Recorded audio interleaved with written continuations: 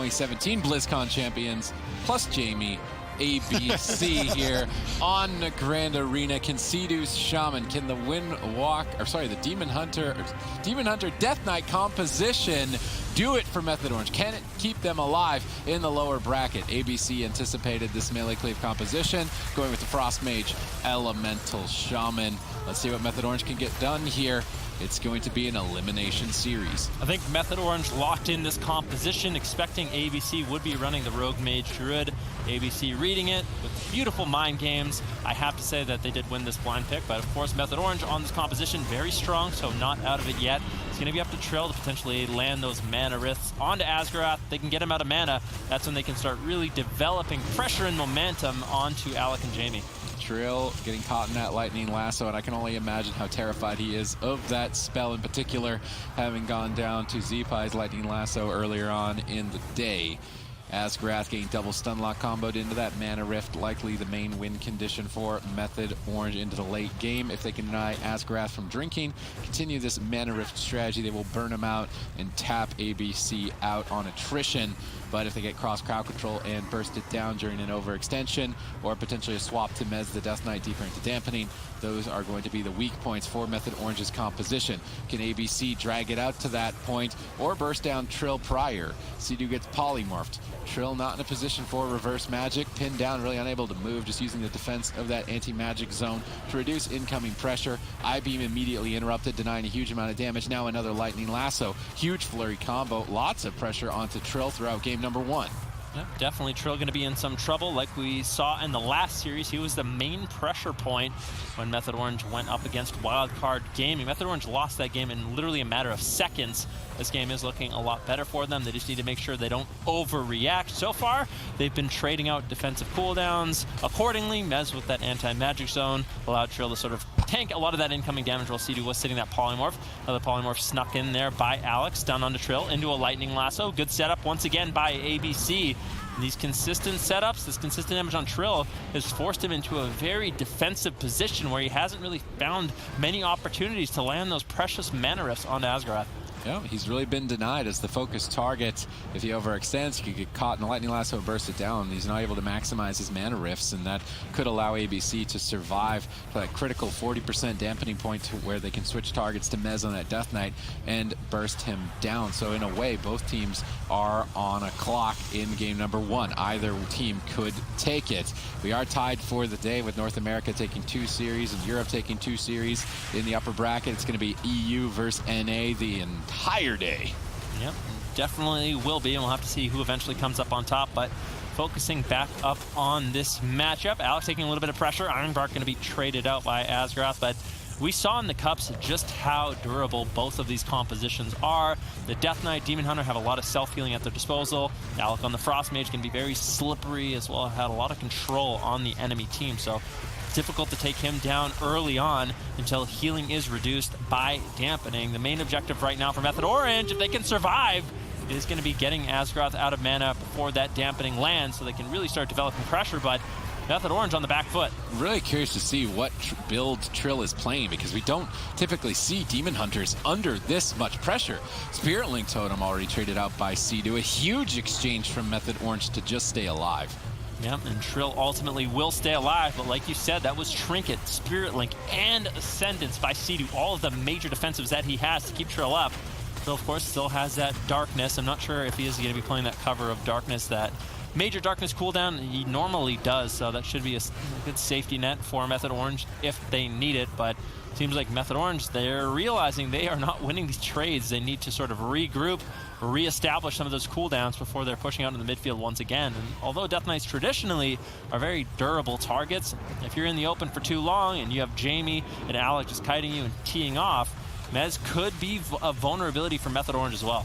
Very curious to see if ABC can hold out. They've got good mana moving forward, and that's exactly what they need to make it to the 40% dampening mark to take out Method Orange in game number 1. And Dampening will be a number appearing in the center top part of the screen right below that sword, and as it gets to the number 40%, that is the main win condition for ABC, whereas the side on Method Orange, their main win condition is that blue bar below Asgarath's giant orange bar. If that goes completely empty, then Method Orange can overwhelm them with pressure, and so far it's still at a healthy margin, and we're getting closer to Dampening. Trill left all alone. Jamie, Lightning Lasso, huge combo. ABC are going to take it without even needing Dampening. This is unbelievable. I mean, every single time I see or fight a Demon Hunter, they just seem so difficult to kill. Mana rifts. Method Orange, they want to win mana strategy. That's why they're implementing the Restoration Shaman. Seedu's not going to have to rely on drinks like the Resto Druid of Asgarath, and that really is the main win condition Method Orange has. All right, let's see if they can get it done here. This is an elimination series. The loser of this best of 5 is going home. Will it be North America or Europe going home first? Well, you're going to have to stay tuned to find out. We see Trill leading the charge, jumping right on top of Asgarath. Seadu following up as well. Maybe some purges early on. Method Orange potentially wanting to get a bit cheeky towards ABC on this small battlefield. Yeah, Mez and Trill now turning their attention over on Alec, trying to get some pressure rolling. Jamie backing him up with a few off heals of his own. Asgarath with the early innervate, wants to get that cooldown rolling, throwing out some wild growth, some very expensive heals to keep his team topped off, just to conserve a little bit of mana. If we look at mana, right now it's relatively even, but I expect Asgarath to start losing his mana relatively shortly. Decent pressure on Alec currently. Jamie, with that Lightning Lasso, ends up stopping it. Asgarath gets gripped in. There's some mana rifts. This map is definitely way more favored towards Method Orange, and they can burn that mana bar so much more rapidly so long as Trill can stay on target. We do see Trill going after Jamie for a bit, but Jamie running some Pack Spirit Azerite traits and the Ghost Wolf build, so he is unlikely to be the main kill targets. I do imagine that Alec or Asgarath later on in the fight is going to be the main focus point. Alec just tanking Trill here with his Frozen Orb, trying to counter Gress. Let's just see a bit of a split strategy from Method Orange, and this is very effective against a Restoration Druid if your main objective is to run them out of mana, forcing them to heal 2 targets and switch their Life Blooms, a highly expensive heal, which that Life Bloom spell is. So this strategy from Method Orange, the split, I actually do like a lot. If they can keep it going without dying is now the next question. Yeah, I mean, that's going to be very important for them, as they do kind of need the late game. They kind of need Dampening, and they need Asgarath to be out of mana if they want to have a hope to take down this team. That's one of the specialties of the Demon Hunter and the Death Knight. They're very durable. They bring consistent damage, but the one weakness of the comp is they don't have that Mortal Wounds effect like a Warrior, a Windwalker Monk, an Assassination Rogue. They can't reduce incoming healing, so they kind of have to wait for Dampening to do that for them. That's why we see these games go on for a very long time. Game number 1, ABC found a beautiful setup onto Trill, and it's going to be up to Method Orange this game to make sure Seadu, Mez, and Trill, they're all working as a solid unit, not getting divided and conquered like we saw in game number 1. Trill has to remain aggressive on Asgarath and keep landing these mana. So far, it's been good. If you look, Asgarath's mana down to around 65%. Seadu down to a full polymorph. Alec looking to get aggressive with his Icy Veins. What's he going to be able to get done? It's reversed on his polymorph and totally denied. Well timed there by Trill. Alec is not going to get any value out of that hit. Mez gets Lightning Lasso, but was on diminishing return. Now that threat is out of the way. Method Orange should be feeling confident in this position to deny Asgarath from finding a drink, but Alec is pinning Trill down, trying to stop Seadu from crossing center field, but that Earthbind Totem and the Earth Elemental, although actually activated onto Alec, a Hibernate onto Seadu, although overlapped with a Polymorph. They were casting both at the same time. No real choice there. Seadu's locked in crowd control. Mez gets swapped too, and where is this damage coming from? Mez so low on health early on. Yeah, Mez getting a little bit low. Anti-Magic Shell and the Icebound Fortitude should deflect. Frozen Orb once again dropped out by Alec. Seadu trying to play catch-up right now with that Spirit Walker's Grace. Going to be making him immune to interrupt, so Jamie won't be able to use his Wind Shear. Alec won't be able to use Counterspell. Because of that, Seadu tops off his team. Asgarath once again. Mana Rift lands by Trill on 50% mana, and slowly but surely Method Orange is developing a lead. Cyclone secured by Asgarath could be the game-winning play as Mez gets thunderstormed out of the anti-magic zone. Barely connects the Spiritling Totem between the crowd control. Good recovery by Method Orange, but it cost them vital defensive cooldowns to stay alive. Moving forward, Stormkeeper available. if they may look for another swap. I've never seen this amount of pressure. The elemental shamans between both Jamie and Swapsy have been phenomenal in terms of aggression. Usually these matchups take a huge amount of dampening to close out, but throughout, Mez is constantly under fire. Trill as well. Mez is hiding. Seadu's in a polymorph. Lightning Lasso. Where's the mage Alec? Not in line of sight, but securing more crowd control. Comet Storm crashing in. Mez grips Alec, connects a Death Strike. Seadu's out of crowd control, can support with the Riptides. Asgrath trying to sneak away and get a drink. Trill uses that Metamorphosis to jump on top of him. Asgrath then repositions. The ghoulish pet in center field, Frost Nova. They need to make sure that that doesn't stay on Asgrath if they want to find a drink. Method Orange, even though they've burned some significant defensive cooldowns, still have a lot more left in their arsenal. They've got the mana lead, and so long as they make no blunders, are getting closer and closer to victory on game 2. Every second that goes by, Method Orange is slowly but surely securing their win condition. They just have to hold on, but ABC is not making it easy. A Lightning Lasso over onto Seadu. You can see Jamie trying to develop some pressure, but in Ghost Wolf, that Spectral Recovery is going to be way too powerful for Jamie to really do too much against.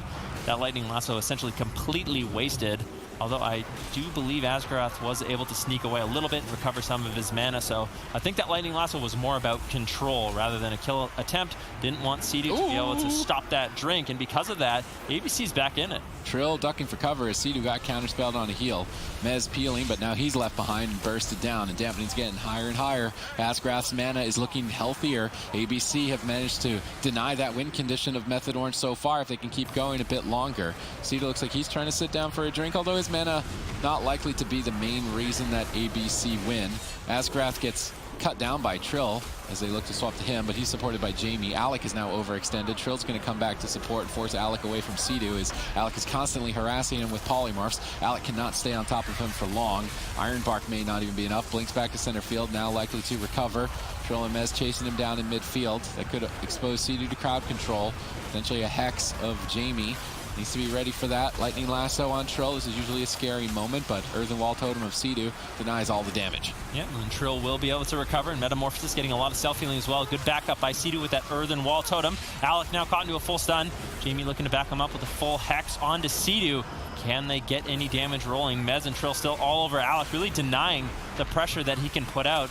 Asgrath hasn't been able to sneak away for a drink in quite some time, and because of that, is falling further and further behind on mana, around 10% dampening. Sid, what dampening do you feel like ABC is going to be able to take down Mez? It's a magical 40%, unless there's a bit of a miracle prior to that point, but 40% seems to be the magic marker to take down a Death Knight as the Mage Elemental Shaman, and we are now 1/4, or a little bit over 1/4 of the way there.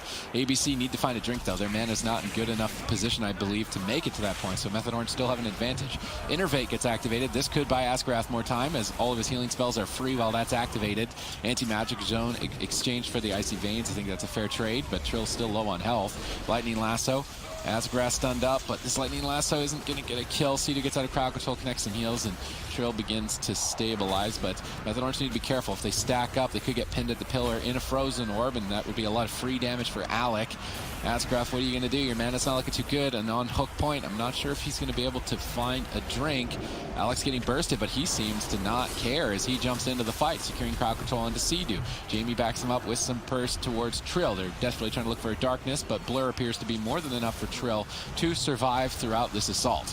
Yeah, and keep in mind what is on the line for both of these teams. A $50,000 first place prize pool as well as a ticket to BlizzCon. This is what these guys so far this year have been working towards, and it cannot feel good being in the lower bracket right now, battling for your tournament life. Method Orange getting a little bit low. As recovers, good heals, good backup by Seadu. Alec finally getting pressure down just a little bit, and Asgrath's mana down to around 20%. Finally, Method Orange developing a solid lead, but we're at 20% dampening, and if they can last long enough, eventually they might be able to take down Mez and Trill, limiting their self-healing quite a bit at 20% dampening. If we get up to 30, 40%, that's when ABC is really going to have a great opportunity. One ice block out of the way, and we are now halfway to that 40% dampening mark. It's getting down to the wire here between reigning BlizzCon champions Method Orange and former BlizzCon champions ABC. An elimination series of best of 5. Loser of this is going to be going home in last place. Not where you want to be as the reigning champions. The morale is low for both teams, but they're desperately trying to cling to victory here in the lower bracket. Seedu's crowd control, Trill and Mez both in trouble. Dampening continues to mount, but at the same time, Asgrath has not been able to find any opportunities to drink. Seedu with the Earth Elemental chasing Asgrath. That is keeping him in combat, denying him from drinking for a substantial amount of time. Good awareness on Seedu's part. That's all about denying drinks. It's all about mana rifting and then bursting down the mage. If Method Orange can keep it together a bit longer, they've got it. They've got this in the bag. Yeah, things are not looking good for them at this point. Asgrath getting a little bit low. Lightning Lasso on Mez, though. Can they take him down if Jamie has a big Earth Shock? We've seen those from him before. The Lightning Lasso into a huge Earth Shock grid. Seedu gets interrupted, but Mez with the anti-magic shell should be able to recover. Trill and Mez still all over Alec. He hasn't been able to get out too much damage. If you look, he's been holding on to his cold snap, so it's unlikely he's going to have a third ice block available unless he can last another 3 minutes, but I think that's just really unlikely. What? Mez getting bursted down lower. Anti-magic zone gets traded out. Spearling totem as well. Method Orange is running on fumes in terms of defensive cooldowns. Oh, nice coordination. Jamie and Alec both casting crowd control, and that gets Seedu's Gladiator's Medallion now hexed on it. That's the Icebound Fortitude and the Spearling totem. Suddenly there's a massive cooldown lead for ABC, but there's a significant mana lead for Method Orange, but it's still anyone's match. We're now 3/4 of the way of making to that magic marker, and Mez will have basically no defense to survive at that moment in time. But Asgrath has no mana. He goes for the Innervate play. Trill strips it off. Asgrath is getting no free healing. He's got a Demon Hunter chasing him down. He's on hook point. The smallest map. Where is he going to go? Basically nowhere. Seedu's on top of him. You are not drinking, Asgrath. You have to play the rest of this game with absolutely 0 mana left. ABC, they've got one more ice block in the tank, but Alex interrupted. Cold Snap ice block. Alex stays alive, but there's no mana. Seedu looks for a hex on the Jamie. Asgrath doesn't even have mana to dispel it. Now he's stunned up. Another mana rift. Alex out of the ice block. All 3 members of Method Orange are looking to close out in game number 2. Lava Bursts are flying in. Iron Bark is the final defense for ABC to make a stand, but it doesn't appear to be enough. It needs to be enough. Can they somehow pull it off? Seedu's in a hex. Mez is exposed. 5% to that 40% dampening mark. Huge hits are coming in. Lightning Lasso comboed. They managed to break it up. The darkness protecting Mez, but he gets thunderstormed out of its safety. Alec and Mez both in so much trouble. Yeah, Mez in a lot of trouble. Alec does manage to kite away. Mez finally running back to the pillar, getting some death strikes onto Jamie as Trill is in hot pursuit, keeping Asgrath completely topped out of mana. It's unlikely either of these teams go to full HP once again. Polymorph. Full polymorph secured by Alec. Beautiful place gets reversed by Trill, but Mez still just taking so much damage. Earthen Wall Totem, unfortunately, gets rooted outside. Method Orange fall in game number 2. Are now on match point and looking like potentially a 6-0 for the day here in the spring finals. They'll be the first team sent home. North America, it's not looking good. Can they manage to crawl back in this as Seedu plants new seeds on his Restoration Druid? Seedu stunned up. Where's the crowd control? No follow-up. Jamie, though, taking some heat, able to duck for cover. Once again, we've seen Trill just explode against these elemental shamans, and it could still be the case, and maybe they're shaky moving into what could be their final game of the tournament. We'll have to see what Method Orange can get done. This is their compositional advantage as well as their map pick. Already burning through hook point. Unfortunately, a really close loss for them in that last game. ABC managing to find the kill on Mez eventually at that 30-40% dampening mark in the game. Now, Seedu getting caught into the Lightning Lasso. ABC trying to find some pressure, but so far Method Orange, it's been looking a lot better for them. Everyone's topped off. You can really see the sort of the differences in the healing that the Restoration Druid and the Restoration Shaman have available. All right, let's see what they can get done here on Talaran Sewers. If they can nail these mana rifts, keep up their pressure, and ultimately close this out. Method Orange need to win 3 in a row against ABC, top caliber team, and they don't only have to rely on this Elemental Shaman Mage. They have more than this in their back pocket should they need it.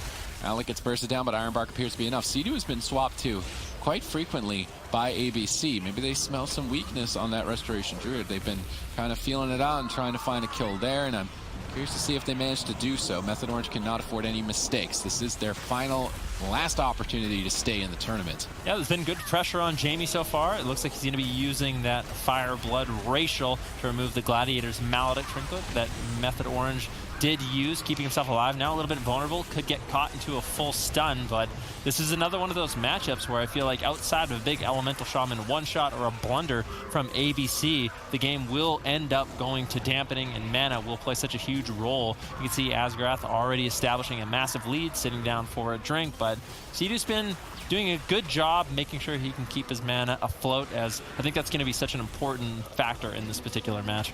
Yeah, Asgrath, though, I would have expected to be a little bit lower on mana at this point with the mana rift strategy. Trill is running and basically pioneered. Sea-Doo bashed up once again. ABC is just hammering down on Sea-Doo to try and kill him. So there's going to be a lot of pressure put on his shoulders, but there's almost always a lot of pressure put onto Sea-Doo's shoulders, and I do believe that he's going to be able to handle it. Can they keep it going? Trill gets bursted by another lightning lasso. It is the scariest moment in the match for the side of Method Orange, but they make it out alive for now. Yeah, good consistent wind shears coming in from Jamie as well, denying some of the I-beam damage that Trill has. That's nice to see. Sometimes people don't realize you can interrupt the Demon Hunter and you can actually prevent a lot of his incoming damage, a lot of his incoming healing as well. So Jamie consistently landing those. You can tell it's high-level Elemental Shaman gameplay and allows him to have a slight edge in this matchup, denying some of that damage and healing Trill really has. If you look at mana, once again, relatively even for both teams. It looks like Method Orange, they're trying to get momentum rolling onto Jamie, but Jamie's just been doing a really good job kiting. And the problem is, when you go after Jamie too long, Alec is able to just spam out Frostbolts, really amplifying his damage, as well as consistently get out Polymorphs when he needs them. All right, Sea-Doo's mana's looking good here. Game number 3 for Method Orange. No mistakes can be made. Mana rifts just keep coming from Trill over onto Asgrath. They actually get Iron Bark and Bark Skin, leads establishing itself. Finally, solid, consistent strategy, but anti-magic zone, Trill jumps out of it, manages to get back inside of its protection for now, but Sea-Doo's in a polymorph. Do manage to deny the lightning lasso. That could have been scary. Sea-Doo is still crowd controlled. If they can manage to get a Cyclone, Trill is looking to deny it, but may not be able to. Finally, Trill does manage to deny it. Somehow hold on. Big heal from Sea-Doo. Trill stays alive. Constantly on a razor's edge here. Match point for ABC still. Yeah, but you can see Method Orange, they're starting to develop that lead in mana like we kind of thought that they would. They did in game number 2 as well, but ABC, they managed to hold on. Asgrath still doing a really good job trying to kite away, using the Innervate, topping off his team, now getting in cat form, potentially trying to get out of combat, trying to look for a drink. You can see Alec in a good position to deny Trill and Mez being able to reconnect. Mez and Trill, they're just kind of going for it, committing a Maledict. Once again, Fireblood gets used. Jamie kites away, Lightning Lasso. I think Asgrath is going to be going to completely full mana. Big reset. That was very nicely set up by ABC.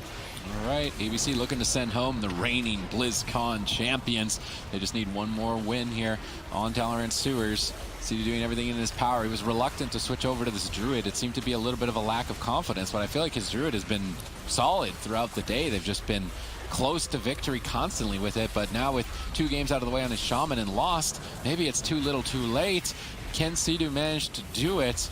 Or ABC just going to have the chokehold 3-0 in the lower bracket and send them home. Trill once again charging over, but Asgrath has managed to maintain his mana at a healthy margin with dampening just starting. It's still anyone's game. Yeah, Asgrath moving in, looking to deny a heal from Sea-Doo. Looks like ABC, they have a lot of momentum at this point. Jamie caught into a Chaos Nova. Mez and Trill finally finding some damage. They caught into a Nova. Alec now moving forward. A nice double cast there by Alec and Asgrath. When Sea-Doo is a Druid, basically what can happen is Alec can cast a Polymorph, Asgrath at the same time can cast a Hibernate, and that way Sea-Doo really, there's no good move, essentially. If he's in travel form, then he gets Hibernated. If he's in human form, then he gets caught into a Polymorph. So beautiful Mage Druid synergy from ABC, and forces Sea-Doo into a little bit of crowd control. Unfortunately, wasn't able to really get much off the back of that, but a little bit later on in the game, that play could really pay off. All right, dampening continues to mount. And once again, that magic 40% marker for these elemental shamans, Mez will be a liability at that point. And Asgrath doing a solid job maintaining his mana throughout this onslaught. Trill Shadow Melds and incoming Glaire's Maledict, avoiding that healing absorption.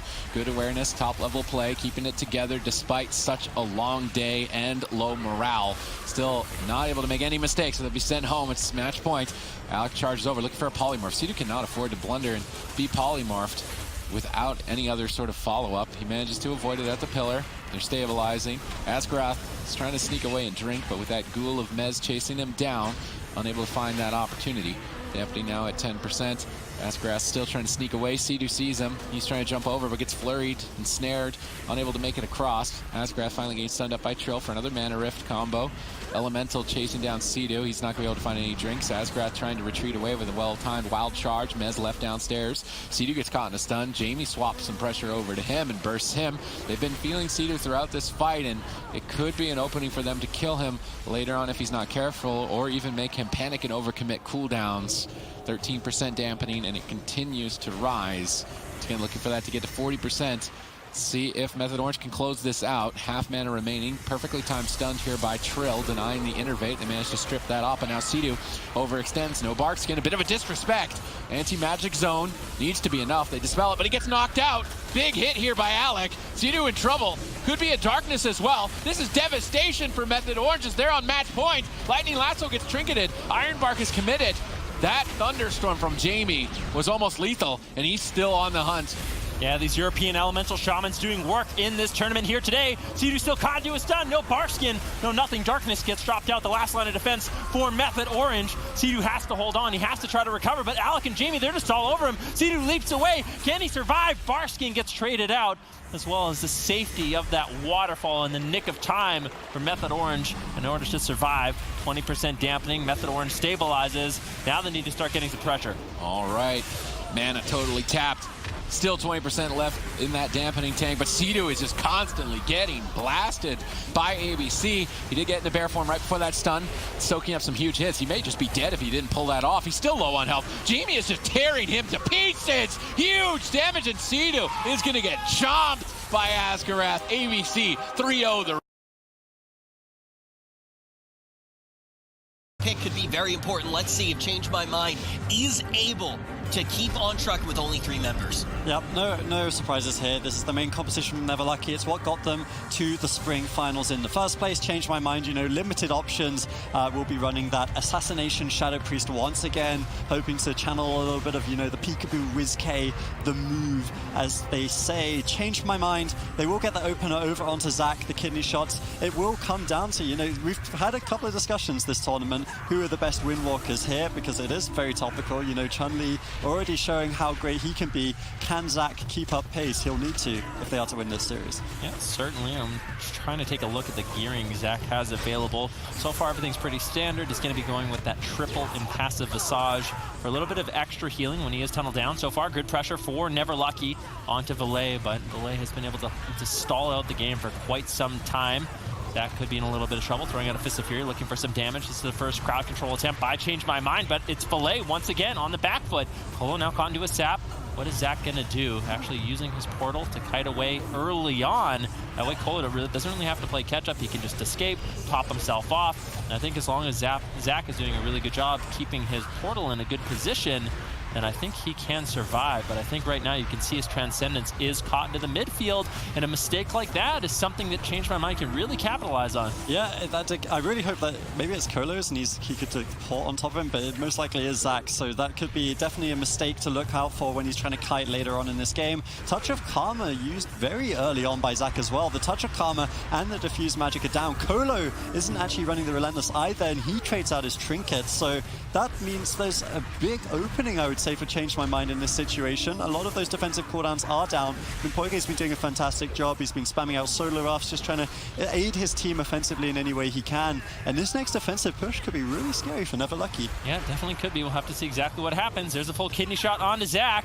Is he going to be able to escape without that Transcendence? It's going to be really scary. Ports in the midfield once again. Flying Serpent kick away. These are mistakes he cannot afford to make.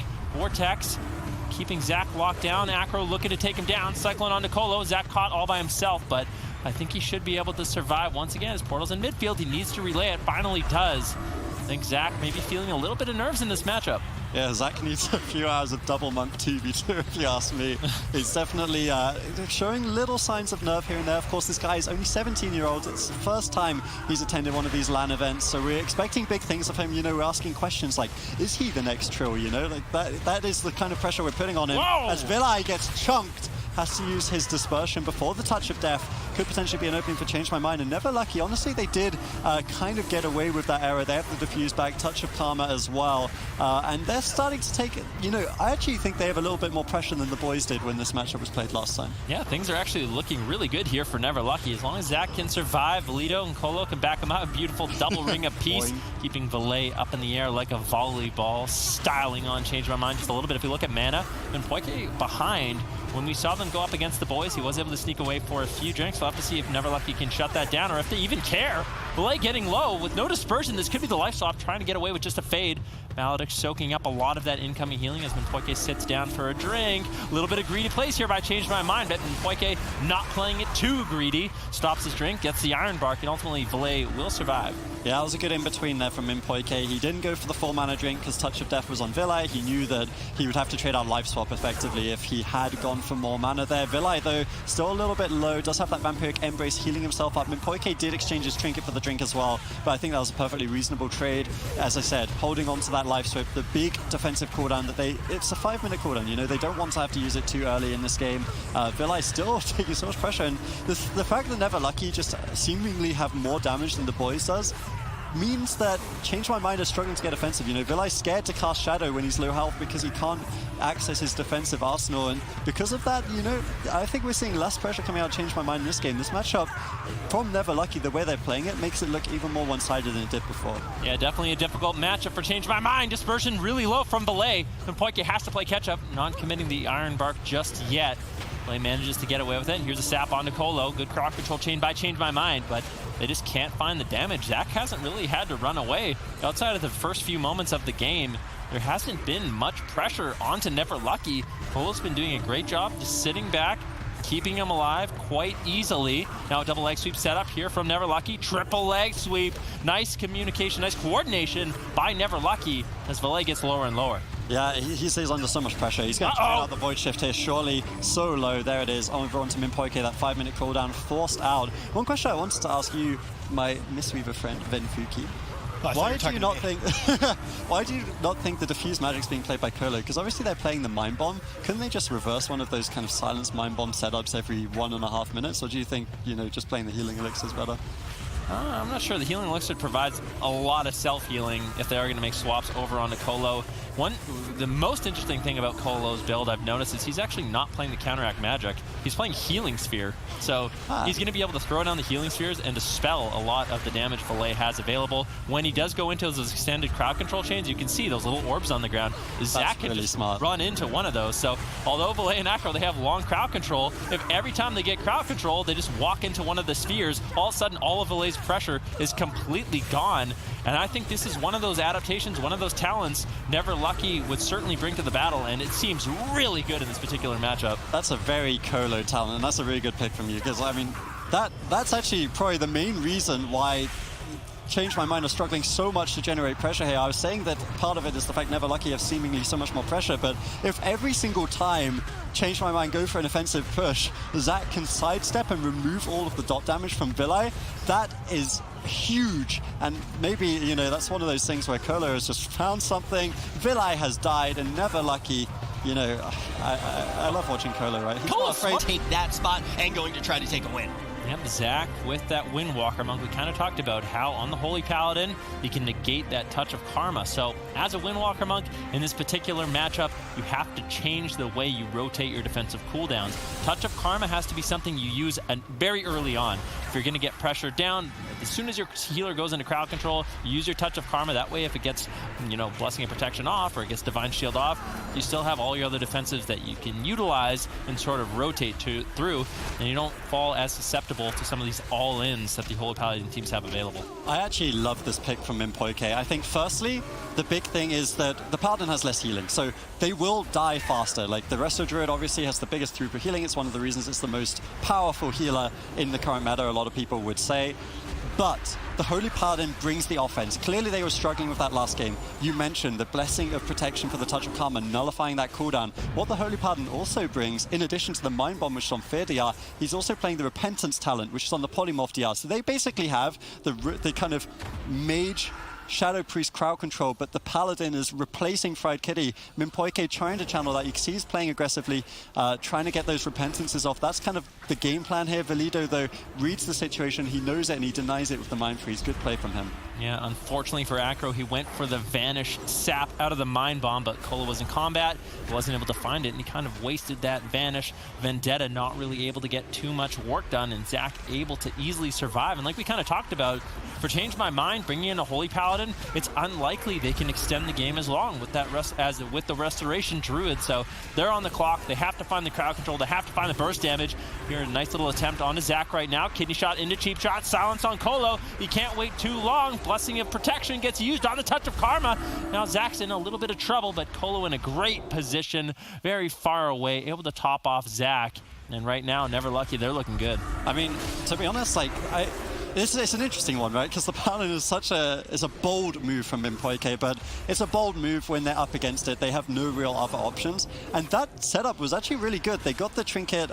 They got the trinket from Kolo in addition to the Touch of Karma. So big cooldowns being forced, even though they didn't necessarily get the best Vanish earlier in the game. Acro will have his Vanish back up before Kolo has his trinket, meaning they could set up another one of these kind of silence into Mind Bomb, into Sap setups on Zach, and they'll still have a second Blessing of Protection to set up and kill through the Touch of Karma. That's what they've got to be playing for. I'd love to see Minpoike saving his Avenging Wrath for that as well, because Paladins with that Avenging Wrath can do, you know, judgments up to 30, 40k. They can really contribute damage, and this is going to have to be an all-in if Change My Mind are to pick up the game. Yeah, Acro struggling to find pressure. Actually made a little bit of a mistake. He used his Mark for Death kidney shot onto Zach, but unfortunately he was still on diminishing return, so it was only a 2-second stun, and they weren't able to get any pressure rolling because of that. Double X sweep coming in from Zach. Good damage onto Valet and Acro. You can see Never Lucky, they're implementing a split strategy. Valido, he knows Minpoike, he's playing Repentance. He wants to deny that, so he's sitting on him. Kolo now caught into a silence. I think they actually broke the blind, so that's a lot of crowd control. Big mistakes coming in from Change My Mind. That's a game changer. That blind was the kill go. You see the Avenging Wrath from Minpoike, the Vendetta from Acro Lols. The blind breaks, that's GG. I mean, honestly, that's probably the worst thing that could have happened for them. Unlucky, maybe never lucky, sometimes lucky there. Kolo now with the Way of the Crane pushing in. Now they know that they have survived the big onslaught. They were playing carefully. You can see they were kind of line of sighting, uncertain about their future. Now they can push in with certainty. They're attacking Minpoike on the Paladin. He used the Avenging Wrath offensively, so you will not have that defensively, and they're pushing for the Divine Shield. Yeah, Minpoike getting low. Divine Shield gets traded out, and things are spiraling out of control for Change My Mind. They have to basically play perfect at this point, but I don't know what opportunities there really are. Finally, Repentance gets snuck in onto Kolo, into a Sap. Zach getting low. If he waits too long on the Touch of Karma, they could just push through. Silence into Mind Bomb. What is Kolo going to do? Saving his trinket. He still has the Life Cocoon. Zach just holding on to the Touch of Karma. Life Cocoon finally gets traded out, and I think Zach should be able to survive. Nice mind control, but that gets shut down by Valido. Good backup, freeing up his team, and you can see Minpoike, they're running out of cooldowns, they're running out of mana, they are running out of time. Yeah, it's definitely not looking good for them. Again, another good sign of life from Change My Mind, but the cooldowns are rotating on Never Lucky. They didn't even force the second, the Touch of Karma for the second Blessing of Protection there, so Zach holding onto those cooldowns, a little bit greedy, but again, showing confidence. You know, the 17-year-old, his first LAN event, not getting nervous under the pressure, and these teams are really trying to be applying the pressure to him. Vilai now definitely taking the brunt of the exchange. Avenging Wrath up in about 10 seconds from Minpoike. I would like to say that's the last chance they really have in this game, is surviving to that. But like you mentioned, the blue bar from Minpoike, that mana resource which he's using for the healing, is almost depleted. You've got the dispersion down on Vilai. It's really not looking good for this 3-man roster from Europe. There's a good chance they'll be going home. Yeah, this is looking disastrous, but Zach could still potentially go down. He has no trinket, although he has the Touch of Karma, and Minpoike unfortunately doesn't have a Blessing of Protection to remove it. Cole's just going to be trading out the Life Cocoon on some of that crowd control, and that's going to allow Zach to get super aggressive. Still a split strategy. Minpoike barely holding on with his Avenging Wrath. Does manage to top himself off. He needs to find some healing on Valet. Double leg sweep coming in from Zach, just cleaving down both Valet and Acro, punishing them for attacking him. There's a full kidney shot with the blind on Kolo. Kolo not messing around this time. He trinkets out, wants to keep Zach full HP, keep him aggressive in this match because they know it's only a matter of time. Yeah, Kolo's been playing actually very aggressively. He trades out his trinket for the blind there. He's been using his mana just to make sure that Zach is topped off because he wants him to feel confident to push for this kill. He knows that against the Paladin, you will have more offensive pressure. As we can see right now, Minpoike, once again, that Avenging Wrath has expired. There's no defensive cooldowns really available after that Grade of Fade. One more connection over onto Vilay with the Touch of Death, which is up in about 10 seconds. Should secure the match. They just need to survive that long. Zach, you know, he has the Touch of Karma, he has the Diffuse Magic. Going to trade out one of those cooldowns, and I mean, the last person in protection is still available. Maybe they can get some pressure here. They're looking for the Repentance. Good grip coming in from Valido. They still land it though. Zach on the run. This could be the last chance. Yep, Zach behind the little cart across the map in the ooze. Now into a full kidney shot. He's out of line of sight. Colo gets there quickly with the Chi Torpedo, manages to connect the Life Cocoon, and now Change My Mind, although they were able to get a lot of defensive cooldowns there. Actually, Never Lucky is a little bit vulnerable.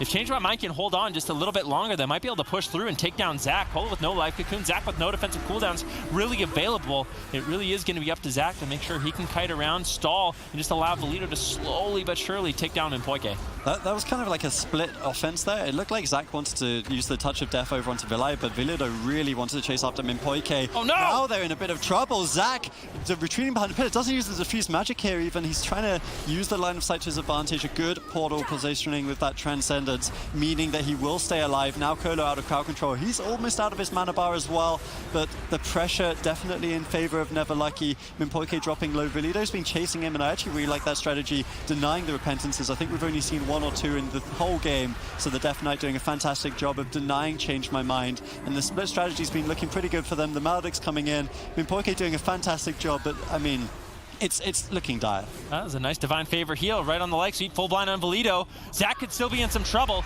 He has a Touch of Karma. If he can just hold on a little bit longer, they can make the final push on him in Poike. There's a full kidney shot, and I think at this point in the game, Valido and Zach, they can coordinate their efforts on him in Poike. He's got no Avenging Wrath.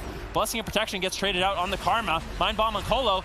Things are horrible right now for Change My Mind. If they pull this off, it's going to be a miracle. Zach trying to survive with the Diffused Magic, with the Fortifying Brew, Fists of Fury to avoid some damage. Colo running in, dispelling him, trying to keep him alive, but there's no Life Cocoon. The Maledict lands. Change My Mind. Can they do the impossible? No way. Zach still just barely holding on. Minpoike chasing him down, trying to take him down. Beautiful paralysis. Zach hiding around, but Change My Mind have done it, putting a point on the board that looked completely hopeless for them, but they stayed calm, cool, and collected. Sounds like maybe people will be a bit easier to use the Divine Shield at 30%, but actually killing someone, you've got to do that last point of damage, and people will do anything in their power to stop you.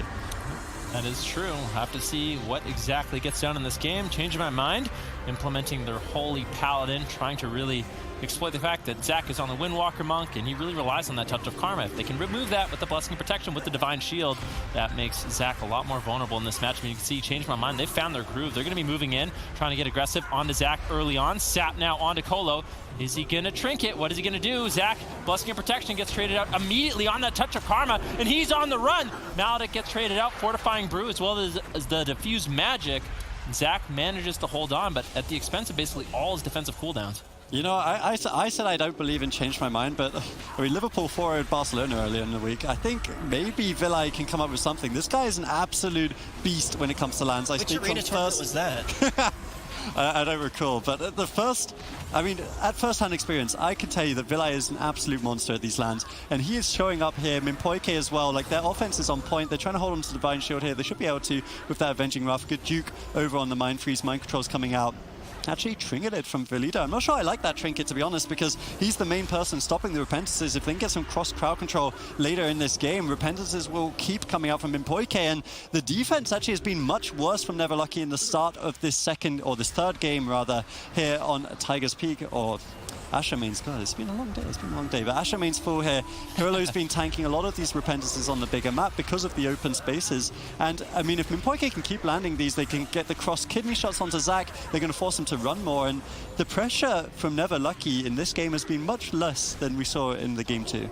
Yeah, I think Never Lucky, they could be playing a little bit scared in this matchup, although bringing it to Ashmane's Fall is a bigger playground for a Windwalker Monk like Zach to use that Transcendence, use the Flying Serpent Kick and rolls to really just navigate around the map. And it's easier when you have these big pillars like the one Zach's at right now to get away. It's more difficult for Valet and Acro to really push in, especially when you have Valido backing him up with Chains of Ice on Acro. And Valet can Death Grip Valet back when he's pushing in for that final little bit of damage. And I think this is what I really want to see. Zach, when he is not being tunneled down and he's safe, this is when you get aggressive on him in Minpoike. You back up Valido. He can consistently sit on top of Minpoike, but when Zach comes and backs him up, that's when they can land the stuns and they can try to get those big defensive cooldowns out. Yeah, I think it's something that we'll have to watch for. But Zach, I mean, yeah, yes, the map is great for him defensively, right? Like, there's been a bunch of times where Cole's been caught in crowd control, and then we've seen Zach, you know, portal away. But it's like I was talking about in the previous series against the boys for Change My Mind. Every single time that Zach runs away, he's not dealing damage. Minpoike's not using mana, and they're starting to swap the damage over onto Valido, and the Death Knight is also a viable kill target here. They forced a fair few cooldowns there, the anti-magic shell coming out, for example. Now we see mind controls from Villi, and honestly, this team's just starting to take over with crowd control here. Change My Mind. They're looking as if they're playing Rogue Mage or something. This is Shadow Priest Paladin. Yeah, there's a full repentance on Nicolo. What are they going to do? Valido caught into a full stun. Can they really take Valido down? He preemptively dropped the anti-magic zone on that kidney shot. Very excellently done. Colo has been crowd controlled, which seems like forever. Gladiator, Safeguard procs. I did not expect him to be able to take down Valido. That is going to be the Life Cocoon traded up from Colo as well as his Trinket. Change My Mind has overwhelming pressure in this game, and Never Lucky, they're just playing scared. Yeah, they need to play to the script more. The anti-magic zone was great, but it was after the Vendetta as well. So the next Vendetta, there's going to be no Trinket for Colo, no anti-magic zone. If they can force like a couple more of these next goes, you know, get the Trinket, for example, from Valido here, as well as the anti-magic shell, I could easily see that next Vendetta coming up in about a minute being lethal for Change My Mind. That said, I don't want them to fall into the trap they did against the boys, where they let Zach be free, have a lot of uptime, because that could be really scary for them. I want them to keep kind of splitting up this damage, putting pressure on Zach, forcing him to run away, and then using the off damage over onto Valido. Meanwhile, though, Minpoike sitting down for drinks. This is a completely different game from the last one. Do you feel like this map is sort of backfired on it looks like it, doesn't it? Yeah, Ruins of Lordaeron allowed Valido much higher uptime on Minpoike. Wasn't nearly as scary for Zach to reconnect to his target. He could get across the map quite quickly, but on this map, seems like if he's using all his mobility across the map, Minpoike can easily sort of divide their team by overextending Valido, and now this is a completely different game when Minpoike can actually afford to sit down and get mana.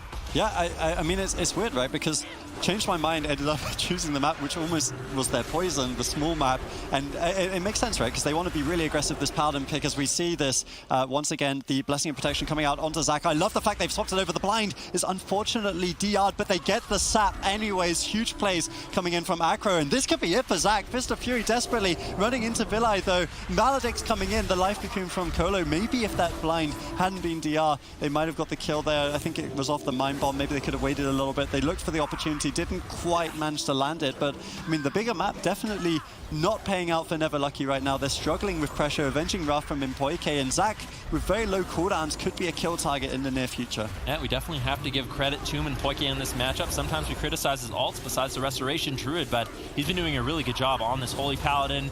This is the reason why his team has been able to stay in this series so far. So kudos to him and kudos to Change My Mind for making this a well-fought series. We are tied 1-1 in the lower bracket. The loser of the series will be completely eliminated from the tournament. So obviously a lot on the line. Tensions are high.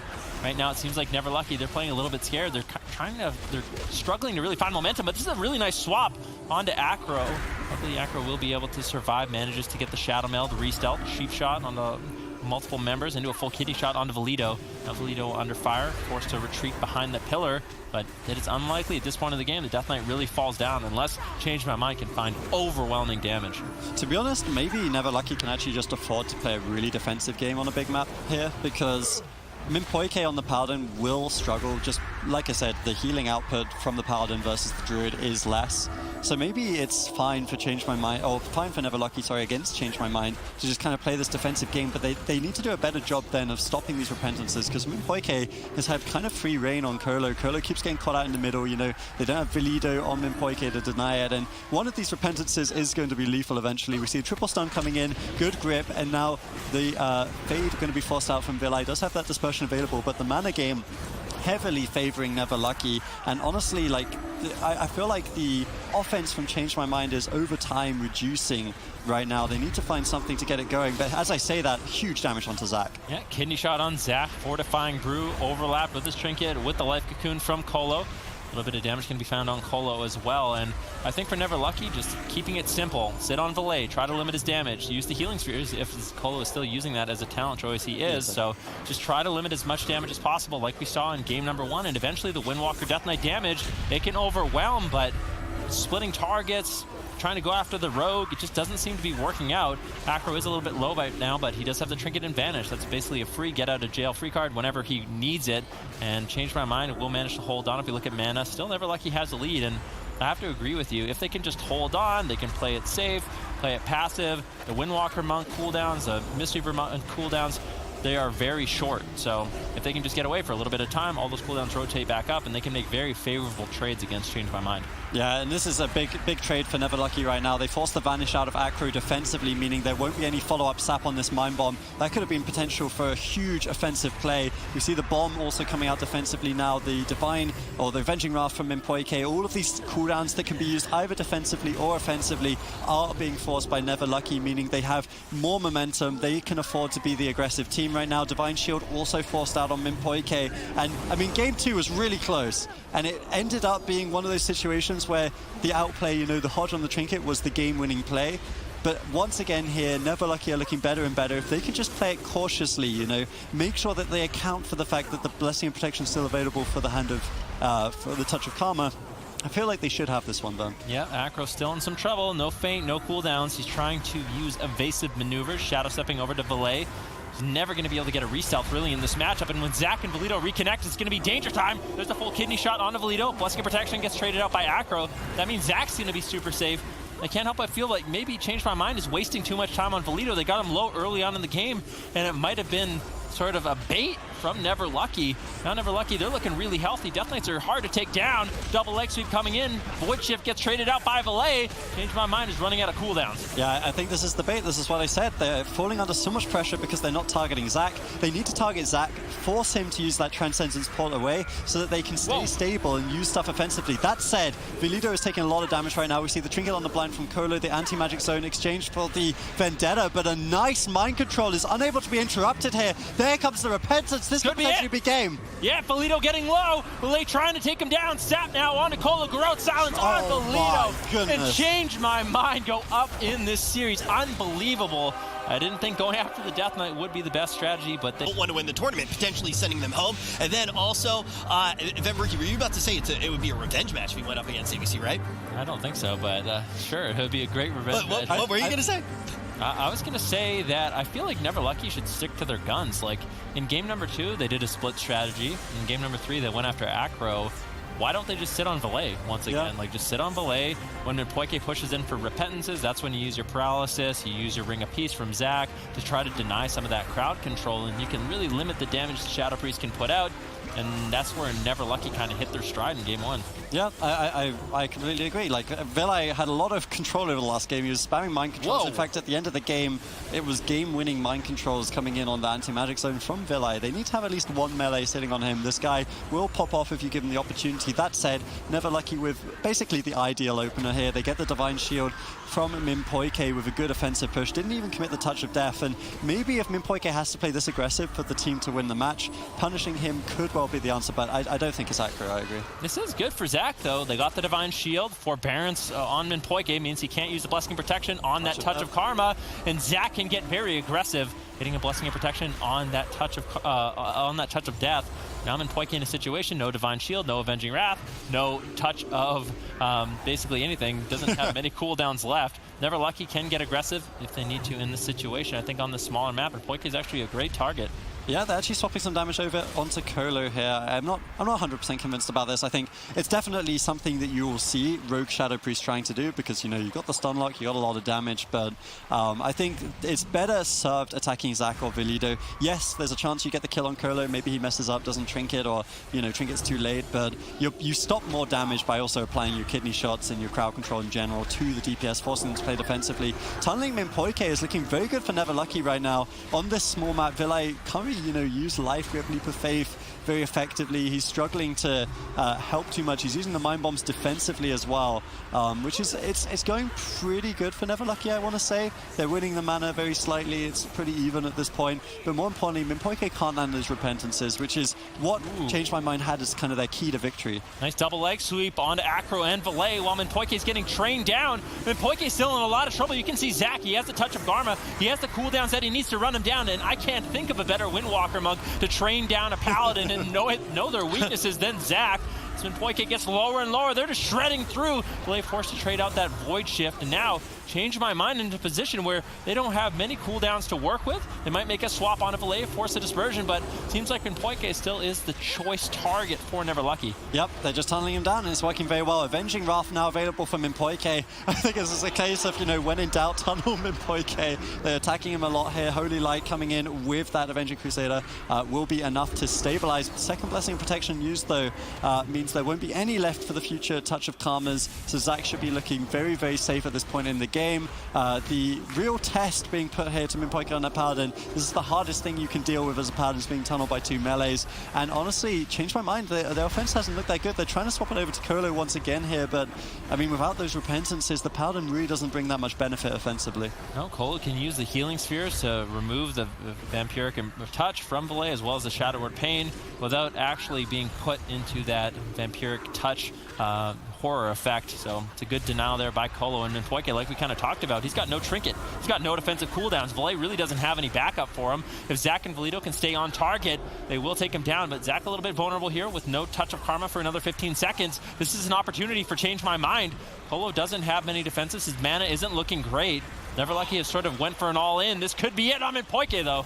Yeah, I mean, it's one of those situations where actually turning him Poike is the most mana-efficient thing for him because he can't heal as much. So he's got a mana lead as a result of it. Oh, a beautiful knock into the eye. He can't do any healing. Excellent Ring of Pieces coming in there from Never Lucky, denying the heals from Poike, but he's doing a stellar job keeping himself alive. I think I've seen him interrupted like once or twice in this entire game. He's doing a good job, but the full stun comes through. It's surely going to be enough. The DR stun, Poike is so low on health, and he does end up falling 2-2. We're going to game 5. Rio, we're finally getting down to the wire. One game going to decide who stays in the tournament and who gets sent all the way back home. Is it going to be Change My Mind or Never Lucky? We find out right now. Game 5 here on the sands of Tolveron Arena. Colo and Never Lucky, the upcomer. We had them painted as the David versus the Goliath of Never Black, but how far they've come throughout this tournament and quite frankly throughout this season. New names that we will see time again throughout 2019 against the veterans. Changed My Mind without Fried Kitty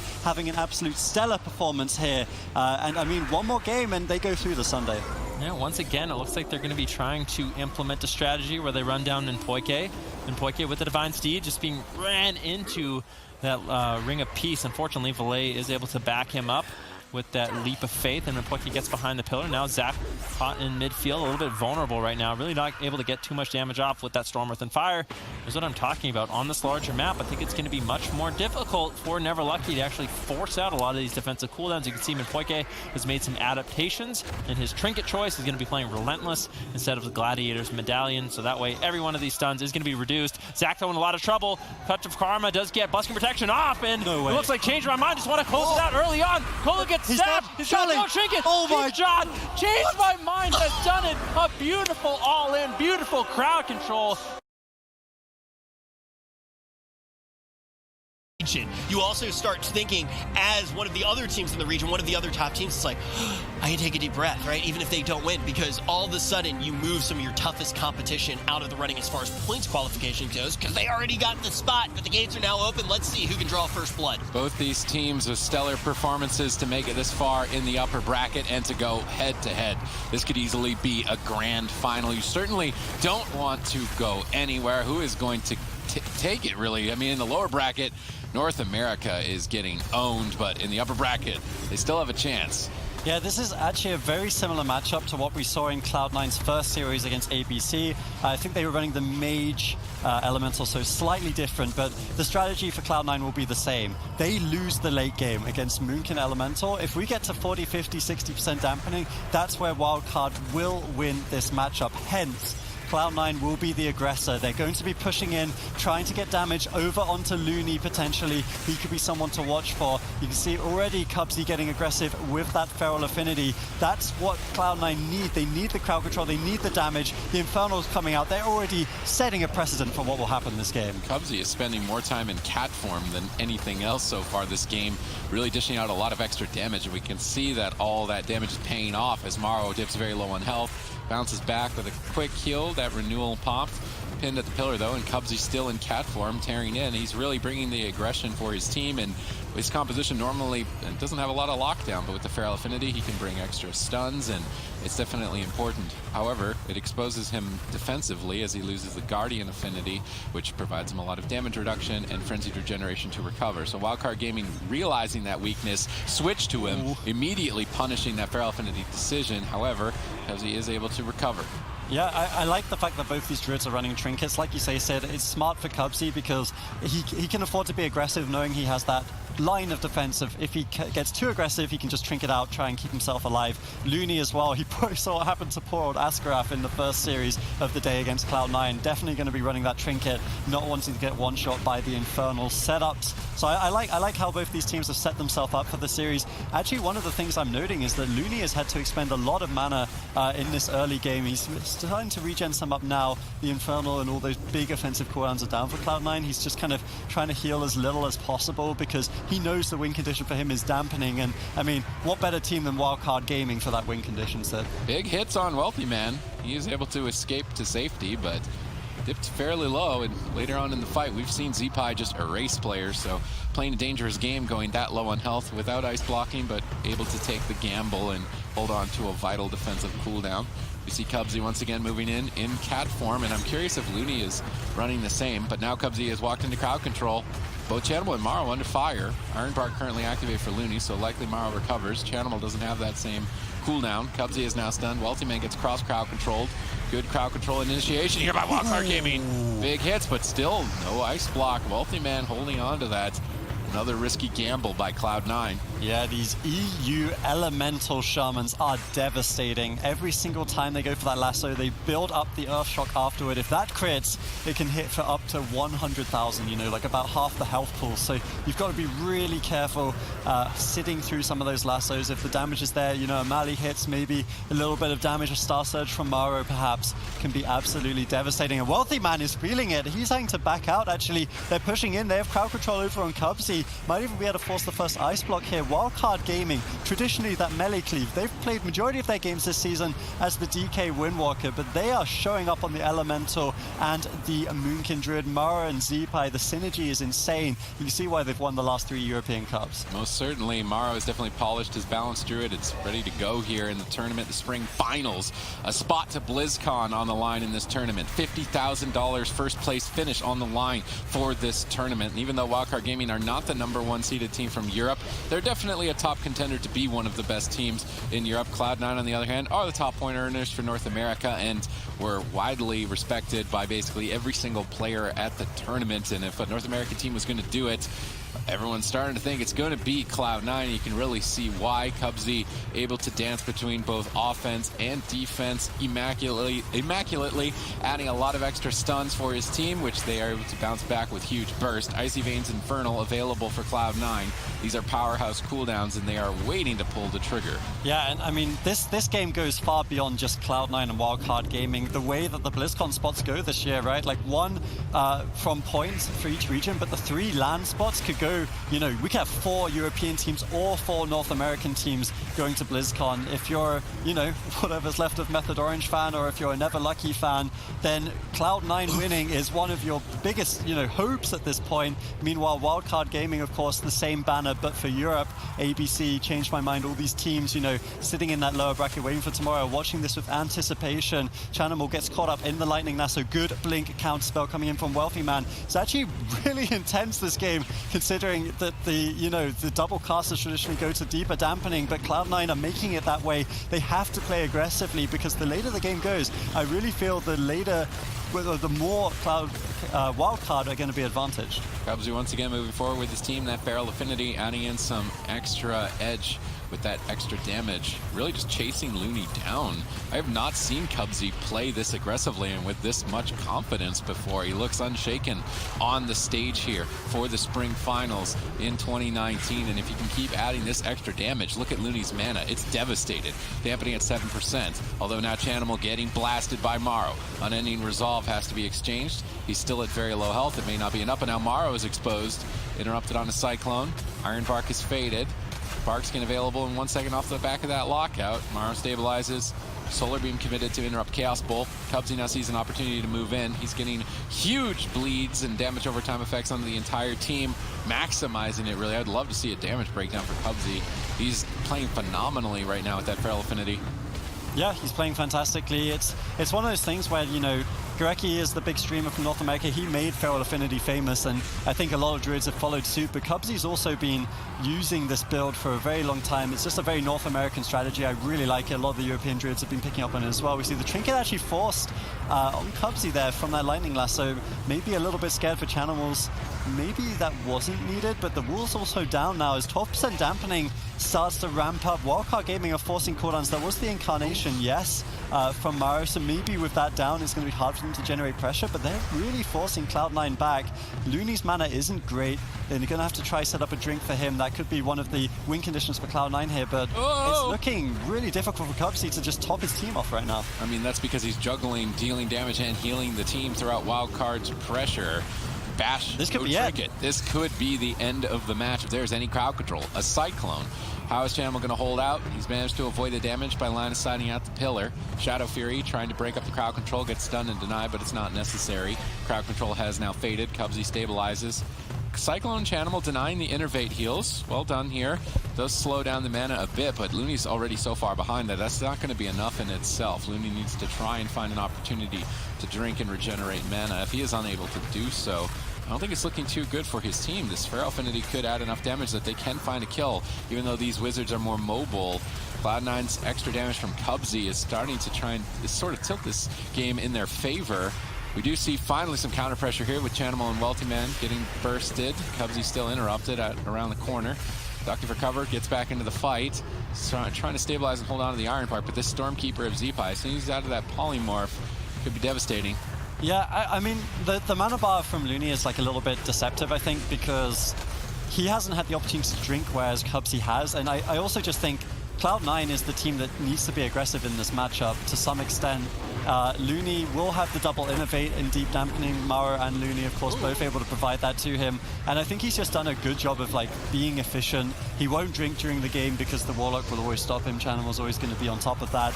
And I mean, now, once again, it's the Infernals coming out of Chanimals, this big cooldown, and he just one-shots Mara. I didn't expect that for a second there. He still had defensive cooldowns, 2 Trinkets, Ironbark, Renewal. The 9 taking the lead early on, and Wildcard Gaming forced onto a different composition, and one that we are going to see for the first time today. So if you are just tuning in, there's still surprises for us, even though we're 6 series into the day and only 2 left. We are in the upper bracket of the spring finals, the Arena World Championship Series. Yeah, I mean, like we've been saying, this could easily be a grand final. So this may not be the first or the last time these two teams meet, but Cloud9 gets first blood in the upper bracket here. It's been looking fantastic for them the entire spring season, the spring split. Like, I wasn't casting it, but I was watching every single one of these games, and these guys have been incredibly impressive. Chanimal, Wealthy Man, and Cubsy. Like, we talk about Chanimal and Snuts, but Cubsy and Wealthy Man, they've been the back end. They were Cloud9 2015, and they've been really reinforcing these 2 Warlock kind of known players. Blizzo now in the opener, Life Cocoon coming out early from Looney. You see double Relentless coming in from both of these monks. Unsurprising given how much crowd control Cloud9 like to put out. Right, Touch of Death activated. Blizzo wants to tear in. He's going after Chanimal. Zeepai has been putting his pressure towards Wealthy Man. They're trying to go after 2 targets and burn down the mana of Cubsy. Innervate activated instantly, realizing that Cubsy is going to have to heal inefficiently to power through this split damage strategy, and that Innervate timing allows him to stay at maximum mana throughout that pressure. And Wildcard Gaming, that seems to be the main win condition. With the map selected and the composition selected, it looks like they want to try and burn Cubsy out on mana, deny him on drinks, and find pressure and burst in between, but defensively focused on their strategies and aiming for dampening likely. Yeah, I mean, the reason that this composition is really nice from Wildcard Gaming is that the Elemental will always have a pillar to sit on because it's a small map. That's why Hook Point works so well. He can just kind of, you know, sit on the pillars, get those lassos, get those flame shocks. And then Blizzo and Looney are always within Transcendence range. You know, they'll be able to portal out of danger. Both of them, I assume they're both running human. So even though they're relentless, they have the, you know, the break with the racial to break out of any stun if they really need it. And I mean, it's an intelligent pick from Wildcard Gaming. Whether it will work in the kind of deep dampening, like Cubsy's going to look for a lot of resets. You can see Zeepai getting caught out right now is a big question, because I mean, it's actually hard for them to I would say it's hard for them to get a good connection over onto Channels with Blizzo on the Windwalker just because of how much crowd control and slows there are coming out. Even the Warlock can be slippery at that point. Cubsy knows that Mana's going to be the name of the game. He's sneaking away immediately, but denied. Wealthy Man gets bursted in the midst of all of that, and Cubsy doesn't get to regenerate any mana. Wildcard Gaming start to establish a lead, and you can tell that they came prepared for this tournament and this series in particular, realizing the threat of Cloud9's Mage, Warlock, Restoration Druid, and perhaps these small map selected double monk composition mana strategies could be enough, but they need to make sure that they're staying on top of Cubsy. Why is nobody stopping Cubsy? He just got full mana, and that's a bit of a botched move by Wildcard Gaming. I actually don't think the mana pool from Cubsy is You don't think so? Yeah, because the thing is the Druid in Dampening burns through the mana so quickly, healing a Warlock, that I think until Dampening, you don't overextend. Looney's mana will always be fantastic in this matchup as long as his team doesn't take too much damage. So I think until Dampening starts, this is kind of like how we saw Never Lucky playing on Colo's side. You know, these double monk teams, they love the pillar. They love to just sit back, avoid damage until that win condition later in the game. Touch of Death available for Blizzo. He may just get an Ice Block without it. Huge damage. He's locked on Frost! What? He's actually locked on Frost. He snaps, but he does not get the Ice Block off. And after, we're like settling down, waiting for some Be able to set something like that up again, or is Cloud9 going to find another win with the composition that we've really known them for this season? Well, we're about to find out. Wildcard Gaming sneak away with that kill on Wealthy Man early on, a bit unpredicted, but that is the number one thing with Elemental Shamans is their unpredictability. Zeepai already under fire, ducking for cover with his team around the corner. Lightning Lasso spell locked by Chanimal. Very important to deny that Lightning Lasso as frequently as possible, and Cloud9 on top of it already. Cubsy moves in. All of Cloud9 move in. 3 members.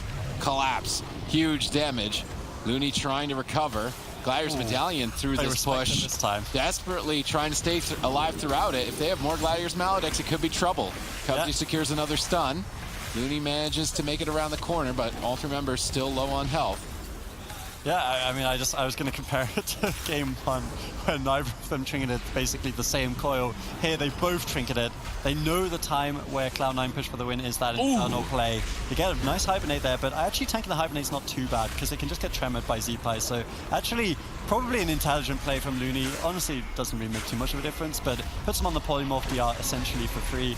And I just wanted, one other thing I wanted to point out in the midst of all that play was that Mara actually, no, never mind. I saw something I didn't think I saw, but the double trinket coming down, the Infernal not traded out or traded out by Chanimal means that now they don't have that big offensive, but they should push in here because, you know, double trinket being forced in the start is very good for Cloud9. Cubsy gets swapped too. Wildcard Gaming trying to capitalize on that Feral Affinity selection, but unable to push Cubsy around too easily. Now Morrow getting blasted. Looney easily heals that with Swift Mend. Wealthy Man gets swapped too. Don't want to see him going down without an Ice Block again here on game number 3, or else they're going to lose their swing match advantage, which is of utmost importance between 2 teams of this caliber and how many compositions they can bring to the table. So Cloud9 need to win on their map choice. Can they do it now is the question. Cubsy is just chasing Zeepai in cat form. Once again, if I had a timer, I feel like he spends more time in cat form. Finally could be punished for it as he is lightning lasted around the corner, but he's on top of the demonic gateway, which allowed him to easily escape to safety and now recover for free. Maro Zeepai low on health, and Chanimal and Wealthy Man are playing entirely differently than we normally expect to see. Usually they're just sitting back, relaxing midfield, just tossing out some Chaos Bolts and Frost Bolts, but in this particular matchup, they are all about aggression, chasing down Wildcard Gaming and closing the game out as soon as possible. They know if this goes too far into dampening, the Balanced Druid's damage over time effects, as well as Zeepai's instant cast burst, are going to overwhelm them. Cloud9 are on the clock, but they're capitalizing well. Yep, I completely agree with that. Cloud9 are definitely one of the most scary teams you can have running at you for the double wizards. It's something that we already saw Wildcard Gaming fall to once and once again here, but Cubsy, they're trying to turn it around with the punish. Maldex coming in, forcing only the Iron Bark though, no trinket forced out there. Bit unfortunate for Wildcard Gaming, they would have loved to have got that trinket, make Cubsy think twice when he goes for these offensive plays. Now a big swap over onto Looney, he's trading very greedily here, once again also not using the trinket despite having no bark skin for that stun. Now he's going to cross the map, Marrow coming in with the peels, counterspelled on that Cyclone. Looney should be able to top himself, but at the expense of a fair bit of mana, Sid. Yeah, a lot of mana, but let's see if he can manage to find a drink, which on this map he should be able to. Well, the man Cycloned at low health.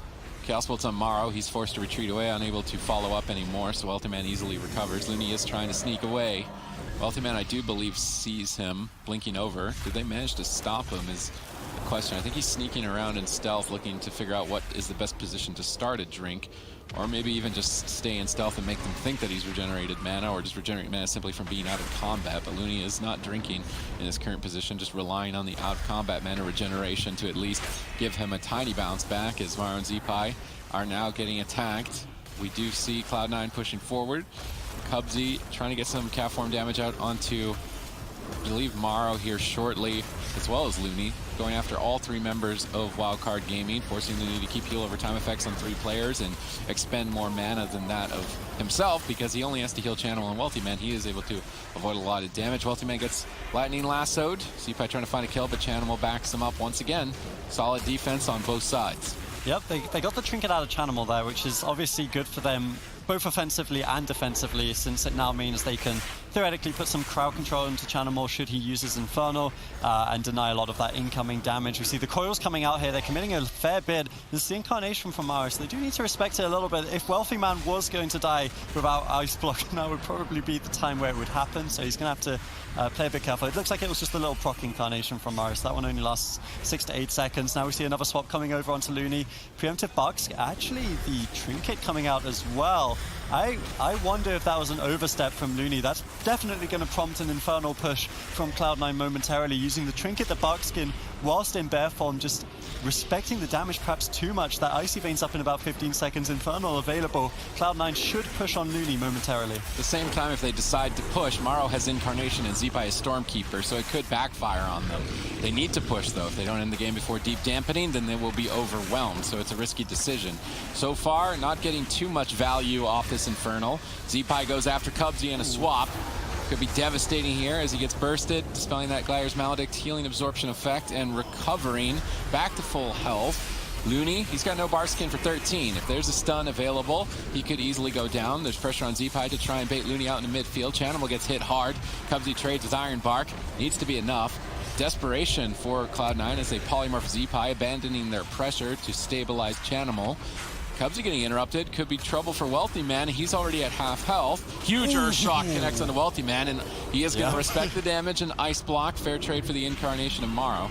Yeah, I don't blame him after what happened in the previous game. Wealthy Man, good Ice Block coming in there, but I actually want to commend Wildcard Gaming. They realized that they forced Chanimal's trinket earlier in the game, and they put every single stun, every single crowd controller into him during that Infernal.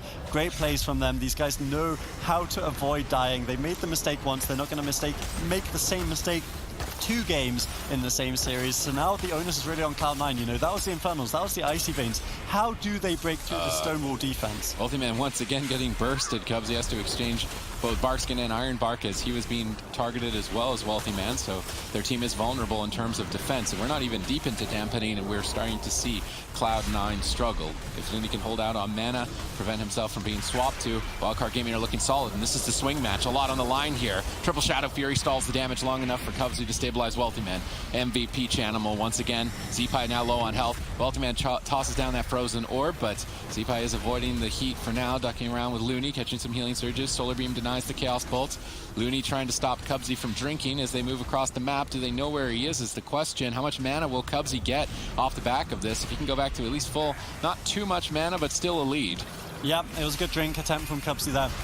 Every time they do that, though, of course, they are kind of playing into Wildcard Gaming's hands a little bit, since it means Wealthy Man and Chanimals are, you know, focusing on avoiding damage at that moment in time, so their healer doesn't have to have that onus of healing. Another lasso coming in from Wealthy Man. Huge damage. You see the grey health coming in from the Maldic. Full bash on Cubsy. They're being really greedy here. And second Ice Block comes out. This is starting to look worse and worse for the North American #1 squad. Yeah, the pressure that Cloud9 had is not there anymore. Cubsy really hasn't been able to deal a lot of damage to that Feral Affinity, and without his lockdown and extra damage, Cloud9 are just not threatening, and Wildcard Gaming are starting to play with them. And as we get deeper into dampening, I'm not sure if they're going to be able to recover. They've got no ice blocks, 3 minutes away for that. Wealthy Man's trying to hide around the corner. kind of left Chanimal behind. Nope, now Cubsy jumps in, but gets Ursa's Vortex back midfield. Not able to really connect any stuns just yet. Looney's trying to drink, but he's not able to. There's a Fell Hunter chasing him. Frozen Orb is placed down. Wealthy Man wants to burst somebody, but he's the one actually being bursted. Cubsy trades Iron Bark. It's denied on his defense by a well-timed Cyclone. Chanimal trying to carry the team. Double Mortal Coil. Potential Shadow Fury. Not able to find it. Stops the Cyclone at least. Zeepai left behind. Likely going to be the target here. He's actually left very far behind. Cooldown overlap by Wildcard Gaming and an opening for Cloud9 now moving forward, if they don't even just kill him now. Yeah, I mean, they forced everything from Zeepai right there. That wasn't even the Infernal. Definitely going to be an opening for them. The Iron Bark also came down there. They do have trinkets available on Looney and Mara. It's going to be up to them to make the correct play here, keep Zeepai alive. Their teammate is definitely in peril at this moment in time. On the flip side, though, you see the Incarnation is available for Morrow. They could go for a counter kill on Wealthy Man when Cloud9 go for this next push. I would love to see that from them. I think it would be very smart. Chanimal taking a lot of damage right now. Cubsy doesn't want to trinket for his Warlock. He knows Chanimal can just line of sight avoid damage. This is the big damage here over onto Wealthy Man. A counter spell onto Zeepai, though, denies that Lightning Lasso. That could have been a big moment there for Wildcard. Could have been a kill for Wildcard, and if they can take this away from Cloud9, they'll take the swing match advantage. Should this go to a game 5, they will be able to pick the map and the counter composition. Very important for their team overall in terms of their strategies. So Cloud9 need to clamor something together. Dampening is going nowhere but up. Mana is now in favor of Looney. It's looking worse and worse for Cloud9. Cubsy needs to pull off something quick. They've got the cooldowns to do it, though, with Icy Veins and Call Infernal, but Cubsy gets clotheslined. Lightning Lasso in midfield. Chanimal backs him up, though. Once again, just having Chanimal on your team time and time again to save you with perfectly timed crowd control. You just have to give him credit. Cubsy stays alive as a result of that. Cloud9 waiting to get out of crowd control and charge forward, but Wealthy Man's getting blasted. Chanimal drops the Call Infernal to try and clothesline him. Once again, protecting his team and trying to counter-aggress at the same time. Fearing Morrow out in the midfield. Chanimal trying to build up some huge damage with that Rain of Fire. Every soul shard he spends during Infernals ramps up his damage further and further, but he's solar beamed. After that solar beam, he gets bashed. They've prevented Chanimals from getting any sort of counter pressure out. Perfect denial. Now Wealthy Man getting bursted, but they do manage to at least interrupt the Lightning Lasso. Icy Veins pop. They need to get a kill now. Cloud9 have to get a kill now. If they do not, they will be overwhelmed.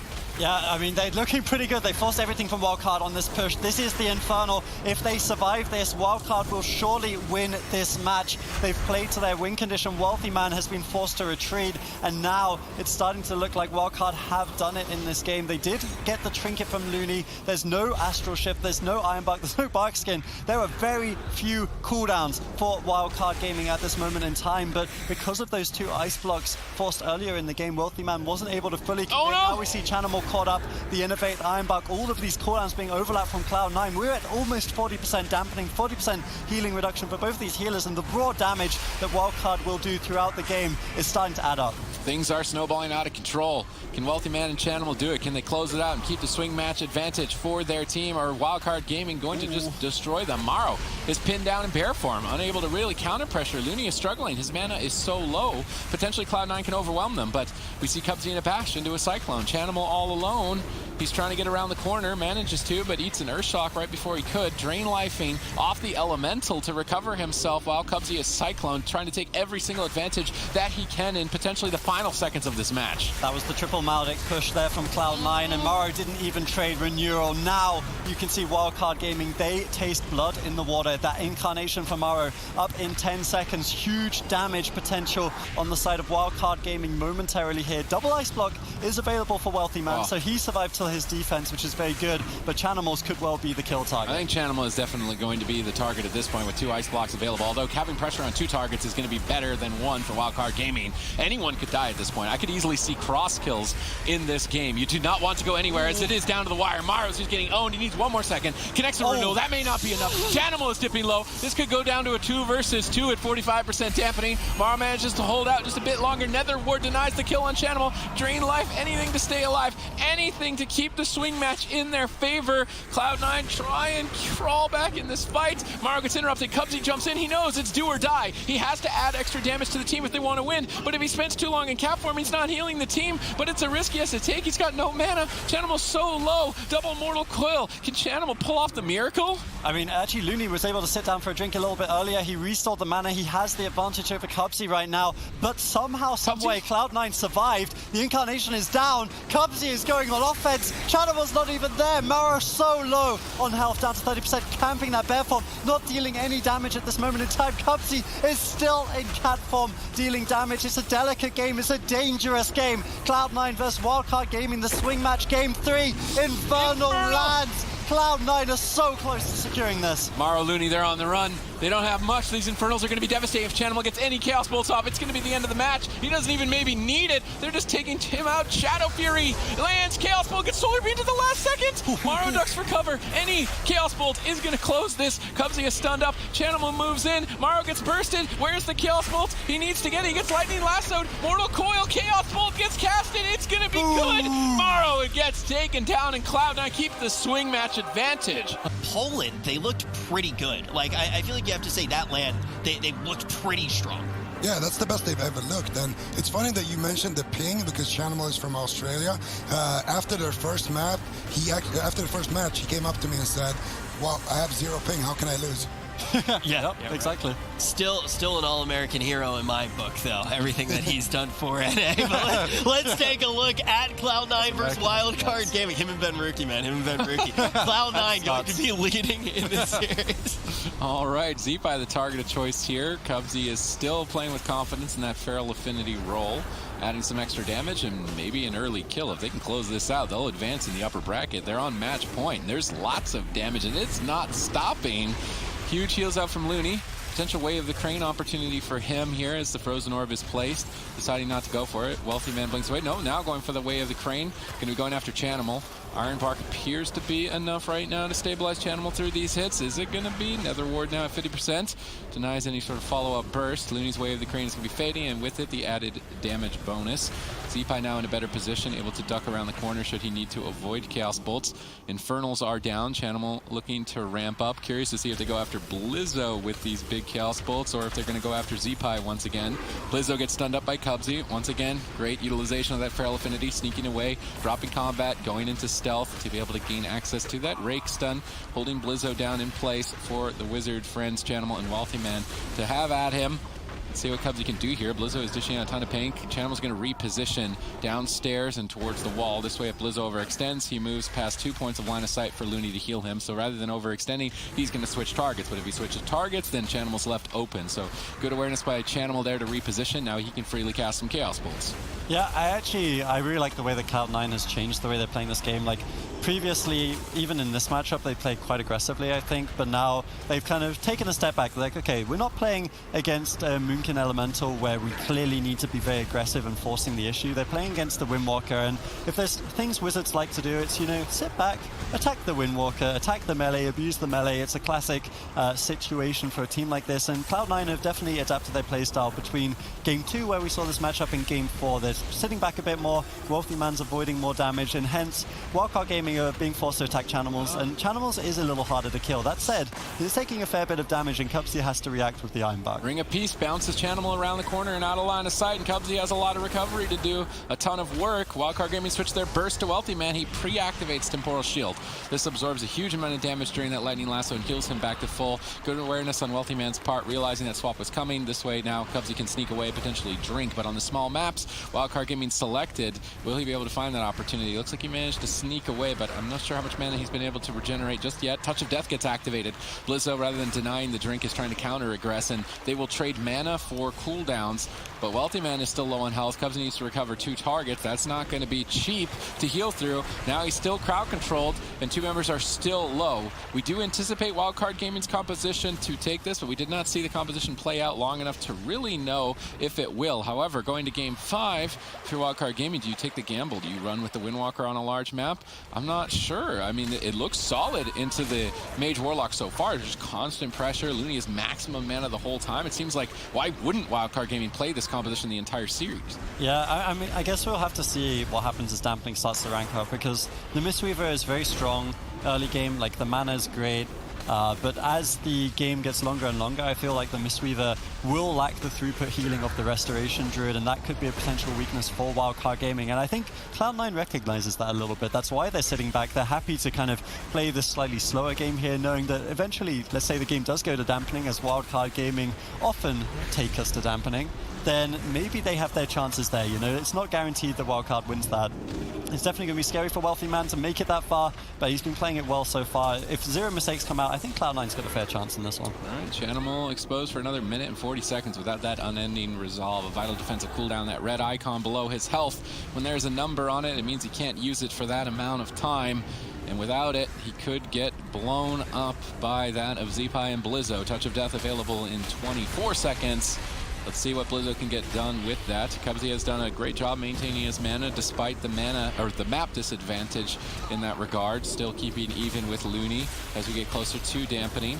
Chanimal trinketing, nether warding to try and avoid some Gladiator's Maledicts, but now no trinket for him to avoid the Touch of Death, available in 5 seconds and still being pressured even without it. Stormkeeper available for Zeepai. He could line up some huge burst potentially for the team and close this out and take it to a game 5. Cooldowns available and Wildcard Gaming wait to pull the trigger. Yep, they're waiting a little bit. Blizzo's been doing a fantastic dancing game, like we talked about the top US Windwalkers being impactful, but as I say that, here comes the Infernal. Actually an excellent Thunderstorm from Zeepai. The Infernal does a lot of cleave damage, so Thunderstorming it away will buy them a fair bit. That's probably like 50k damage at least that he prevented with that. Now they're swapping over to Blizzo, but Blizzo's been dancing in and out on this small map beautifully. This guy's played 44 games for Wildcard Gaming this season, and 42 of them have been on that Windwalker Monk. So he's very familiar with the class now, more so than last year, I would argue, and he's been fantastic. Looks like they're dealing with this Infernal like pros, but you've got to be careful because that one Chaos Bolt could change anything. Even one Chaos Bolt during this call Infernal could close the game out, so Wildcard Gaming cannot afford to disrespect this time in the match, but those Infernals have now faded. They will be feeling a lot more safe. No Icy Veins for Wealthy Man. If I'm Wildcard Gaming, it's time to go. It's time to make a push, and they are doing so. Wealthy Man down at half, and Cubsy looking to regenerate mana. Jumping in and catching Blizzo. Big combo by Wealthy Man off the back of that stun.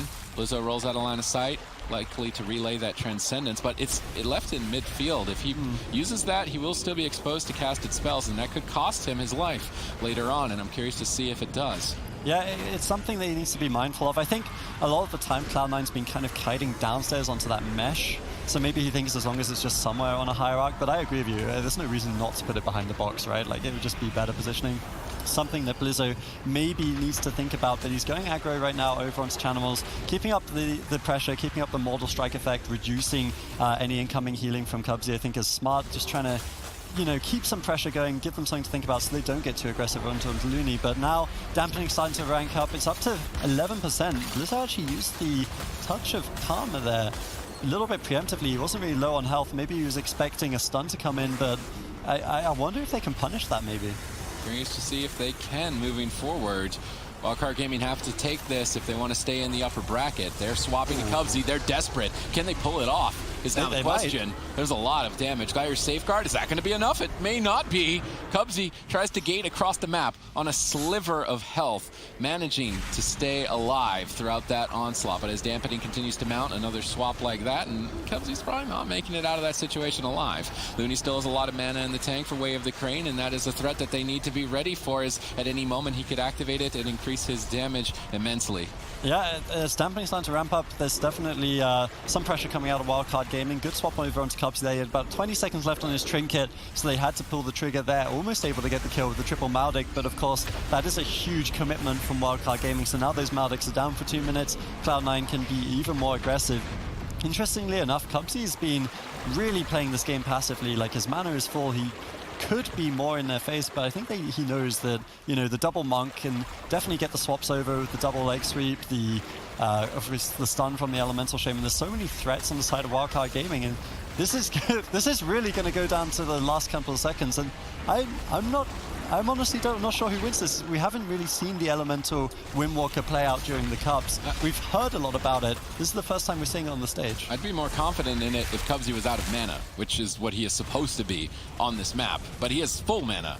In that situation, I think that Cloud9 still have it. And despite the advantage that Wildcard Gaming were looking to establish, it's just not there. They're running out of time.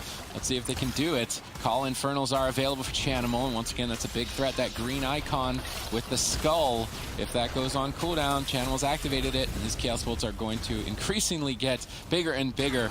Wealthy Man has Icy Veins as well. I would say it's the blue icon below his health bar, but there's a lot of them, so at this point, it may not be the best decision, but any cooldown on that bottom bar is huge burst for the Mage, although he is in trouble. He stabilizes. Wealthy Man baits Blizzo downstairs.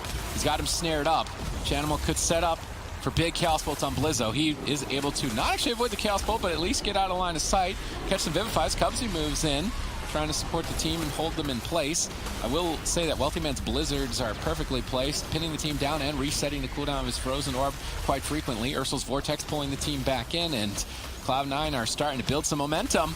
This is one of the advantages that Warlock brings over the Shadow Priest too. Like you have so much damage you can put on a team behind a pillar. Obviously the Blizzard and the Frozen Orb, Cubsy jumping in with the stuns, the Ursul's Vortex to force them away. But Chanimal's also brings a fair bit with the Cataclysm, the Infernals, you know, like dampening going up and sitting behind a pillar isn't necessarily going to keep Wildcard Gaming alive in this matchup. They have to go for some big aggressive push, I think, either on Chanimals or Wealthy Man. My guess would probably be Chanimals because he doesn't have, you know, the 2 immunity ice blocks, which Wildcard Gaming haven't forced just yet in this game. I'm not sure what percentage they pull the trigger though, because I mean so far, you know, neither team's been willing to even give up as much as a cooldown. Chanimal's now being the target of choice for Blizzo, but he always takes the worst part of the exchange because of those stuns, because of those kiting, and he just has to expose himself. I love that positioning from Chanimal. He was on the Demonic Gateway, realizing that Touch of Death was available, and as soon as it was activated, he uses the Demonic Gateway beside Cubsy and in line of sight of Wealthy Man. So if Blizzo wants to overextend and get that burst, he exposes himself to potentially going down. So it was perfect positioning, strategical play from Chanimal here on Dalaran Sewers, and likely to close. Big Mortal Coil. Blizzo barely gets the Touch of Karma, redirecting the damage to a different target other than himself. Zeepai gets polymorphed away. Wealthy Man just pausing out the fight, waiting for an opportunity, waiting for that Infernal, waiting for Chanimal. Yep, they get a good double stun. Really nice play from Blizzo there. That's a rare positional mistake from Cubsy. They're looking to punish this right here, right now. Chanimal down to 40% health. The Infernal comes out. This is the counterplay from Cloud9, but it's so much damage. The wall, the Iron Buck, big defensives overlapped, and Blizzo's like, yep, I got what I wanted. I didn't have to commit my Touch of Death. Transcendence behind the pillar. Now he needs to avoid damage on this Infernal. If they can stay alive here, rotate until that Touch of Karma and Touch of Death come up in about 50 seconds, Cloud9 will not have the answers. Finally, a win condition potentially opens up for Wildcard. This is still a hard-fought battle for Wildcard Gaming. Even if they manage to take it, they're not going to have the map advantage or the comp advantage for game number 5. So they're going to have to battle it out to the absolute bitter end between these titans from both North America and the European region. Chanimal, he's pinned down. Ooh, not much defense. Stun. Triple stun lock combo by Wildcard Gaming as they look to close. Lightning Lasso could be lethal. Nether Ward on low health. 10 more seconds. Cubsy needs 8 more seconds. Is he going to make it to that point? Chanimal's trying to buy him time. Looney knows that they're overwhelming Chanimal. He's going to commit the Life Cocoon preemptively to just allow Blizzo to stay in. But once again, Chanimal with perfect positioning.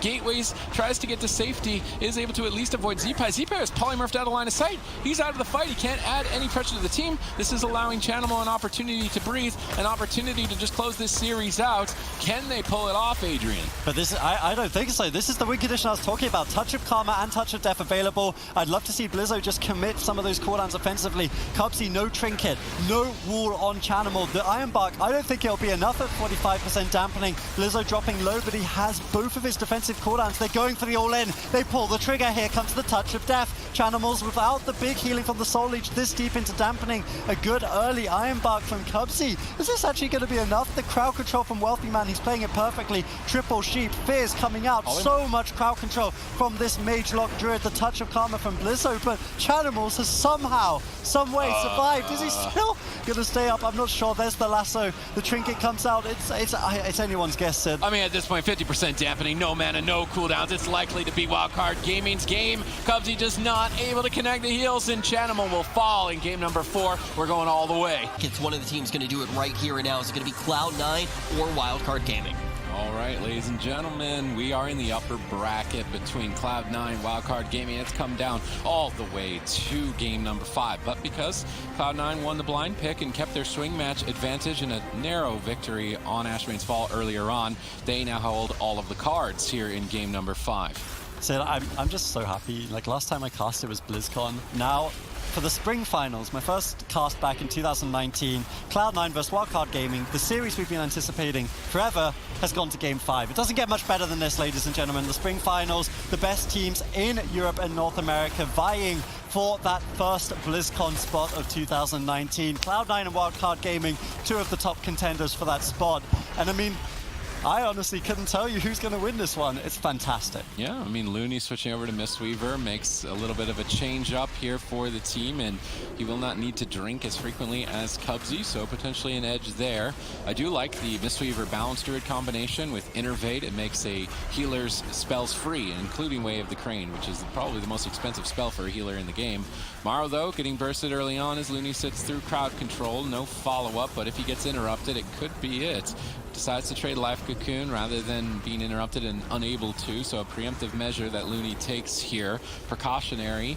And I'm curious to see how Looney navigates this matchup, because we don't usually see Mistweaver selected into a mage as they are so exposed to crowd control, especially on Tolvaron Arena. This is probably going to be the most difficult game Looney has played of his 2019 tournament life. Yeah, this is playing a Mistweaver into Mage Warlock is very difficult, because as a Mistweaver, your only avoidance for crowd control is your partners and, you know, how you play the line of sight. You don't have a wind shear, you don't have shapeshift from a Druid. It's very difficult, and I mean, Looney is the healer you'd want here. You know, his Mistweaver is the only character in this tournament that's over 3,000 rated on either ladder. He's been playing it fantastically, and this build with the, I think it's called Chrysalysis or something like this, is the honor talent, which reduces the cooldown on the bubble for the Mistweaver, alongside the Azerite talent that you can play the Burst of Life. Basically means that you have about a 55-second on that Life Cocoon, and that is the kind of only reason that Mistweavers are okay into mages, is because you can play that, you can kind of do those preemptive Life Cocoons, and it gives you enough time to stabilize through the counter spells, which Cloud9 have been so good at landing. So Cubsy has decided to not run with Cyclone, instead running the honor talent Mark of the Wild, which is super effective against both Balance Druids and Elemental Shamans, reducing all of the damage of Wildcard Gaming effectively. So that's a smart decision on Cubsy's part. Then running the Master Shapeshifter with Feral Affinity to add some extra damage to his team. It's an interesting build and unique to him on Cloud9 and their Mage Warlock Druid. So if you're at home wondering what Cubsy is running, you can check on the extension and pull all of that information for you yourself to use in competitive play. Zeepai and Maro and Looney are just pinned at the pillar, unable to really push out, but even still tossing out some counter pressure. Wealthy Man hovering at about 50% currently. Yeah, and I mean, obviously it's worth noting that these teams, they have add-ons. You know, there's a couple of changes. They don't have the PvE trinkets, for example, on the tournament server, so that's going to be slightly different. Despite the fact they don't have the gear of the old gods, though, they're definitely doing the old gods bidding, slaying each other throughout this tournament. It's been fantastic to watch. It's been a good day of World of Warcraft PvP. It's a good Game 5 here to see who's going to go through to the upper bracket final tomorrow. Maro, once again, the Life Cocoon from Looney to keep him stable. The Infernals there, actually, from Channels, didn't really achieve too much. Definitely one of the least impactful ones we've seen from Cloud9 so far. That was the Icy Veins as well from Wealthy Man. That big offensive push, just one little Life Cocoon, that's where the Mistweaver becomes so strong, because you have that massive single target bubble you can apply on such a short cooldown. I'm just wondering if Wildcard Gaming are going to just go for whittle down the team, stay at the pillar, or if they're going to go for coordinated crowd control assaults. So far, crowd control has been effective with Cyclone and Cubsy, 2 members of the team low. Follow up with Paralysis, but Chanimal once again denies it with the double Mortal Coil. Another opening closed by Cloud9 and Chanimal. Cubsy looks like he's moving in, stunning up Looney, but without running Cyclone, can't follow it up with anything. Maro gets bursted. Chanimal's still actually low on health. Despite the fact that Wildcard Gaming are on the run, they're still putting up a fight. I actually wonder if Cyclone could be useful for Cubsy in this matchup. I guess he's favoring the additional damage from the Master Shapeshifter, but that really depends on him, you know, being in cat form firstly to even get benefit from that honor talent. And maybe the Cyclones at low health against the Mistweaver in particular could actually be really useful on those life cocoons. We'll have to see how the game plays out. Damage is normally king when it comes to these wizard cleaves, so I can definitely respect the choice from Cubsy. Looney, once again, has been doing a tremendous job. This is the other strength of the Mistweaver, is that his mana is just so good, his mana management. Still at 80% after 5 minutes of healing through this deadly Magelock Druid. Ultiman low on health and able to stabilize for now as Cubsy sits through a leg sweep. Looney gets feared, Zeepai backs him up, Tremor Totem breaks that, crowd control effect. Wealthman needs to be careful, cannot afford to go down, throw away game 5 and go down to the lower bracket. They do not want to go down into those murky waters if they do not have to. They've set up themselves so well for victory here in this best of 5 now against Wildcard Gaming.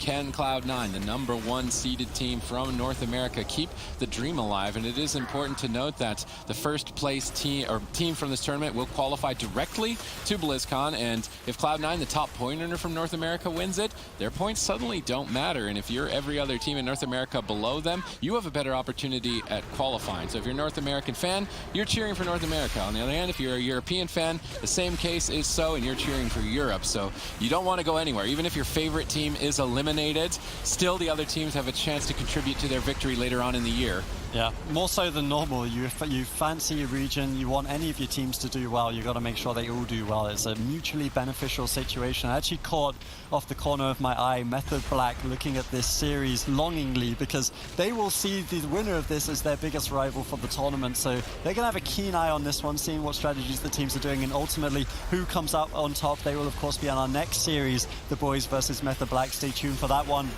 Now we're starting to hit dampening, 10% healing reduction for all members of this map. Looney starting to maybe push for offensive CC. That's the question we have, is how is the win condition going to play out for Wildcard Gaming? Previously, they've just dotted everyone, but so far this game, they've been ignoring Cubsy to some extent, just going for little crowd controls with the in-cap, potentially with stuns coming out of Looney as well, whilst favoring the DPS. And Wealthy Man, I think he's done a good job of dealing with it so far. Yeah, most certainly has. Lightning Lasso, huge hits here from Zeepai, but Maro isn't able to really back him up. He's actually in bear form. Chanimal counter-aggressing and protecting his friend with not only peels, but just raw pressure as well. 14% dampening, and it's just going to go up and up and up. And the mana of the healers, it's going to go down, down, down. So this game inevitably will conclude, but I could easily see this being a cross-kill matchup. I'm just trying to predict some moments here. I'm predicting a 1 versus 1 at the end of this. 1 versus 1. You heard it here Cubsy and Looney. Looney, oh, well, this is a very specific situation, and if I'm wrong, I don't care, because if I'm right, it's amazing. If you're right, okay? You are definitely right. If it goes down to a 1v1 with the 2 healers, I will eat my shoe. I think it's highly unlikely. Oh, that's but, you might eat your words, too. I definitely will eat my words if that happens, but I mean, we'll see. It's definitely going to come down to close. You can see Cloud9 are a little bit more reserved in this game. I'm actually not sure that I necessarily like that, because the Infernals, they pushed so hard in the previous 2 games. Maybe they feel like against the Mistweaver they will have that win condition of, rest of Druids do more healing than Mistweavers, hence at the end of the game Cubsy will surely out-heal the damage better than Looney. I'm not 100% convinced that's true though. Where if the Cranes do a lot of damage, you see damage over onto Cubsy. If Cubsy had died, Sid, obviously I wouldn't have had to eat my shoe. Hey, so I can see why you got so excited. I'm not making any bets. You're the one that's putting a lot on the line there. I'm chilling. I'm just sitting here. Well, what Minpoike shoes taste like. Probably very shiny, Rich. Just Wait, like what is shiny? Isn't a flavor. Shiny can be a flavor. I want shiny to be a flavor. But we see the lasso coming in onto Chanimal's big damage. Once again, full mana on Cubsy. He's been doing such a good job of, using the biggest map that we will ever see to run away for those drinks. We see Chanimal now. I honestly would love to see him push in more. I feel like there's not really too much threat at this point in the game. Those Infernals can be really deadly. Just go for it, you are burning down Looney's mana. He's never going to drink in this game.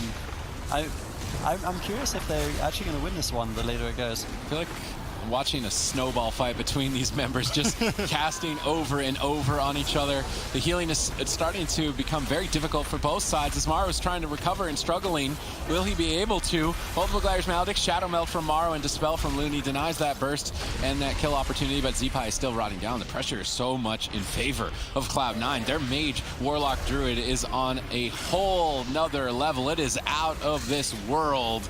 If they can keep up this momentum, they're looking solid. Wave the Crane finally active. activated. Looney has waited until 29% dampening to activate this first wave of the Crane. He's not able to find the ice block. Wealthy Man repositions with the Demonic Gateway and avoids that push, and this is where I was saying strategically, what is Wildcard Gaming's game plan? Are they just going to stay at the pillar and just attack and hope they win, or is Looney going to push forward with Way of the Crane and they play Protect the Mistweaver, deny the crowd control, and add the extra damage for a big burst kill?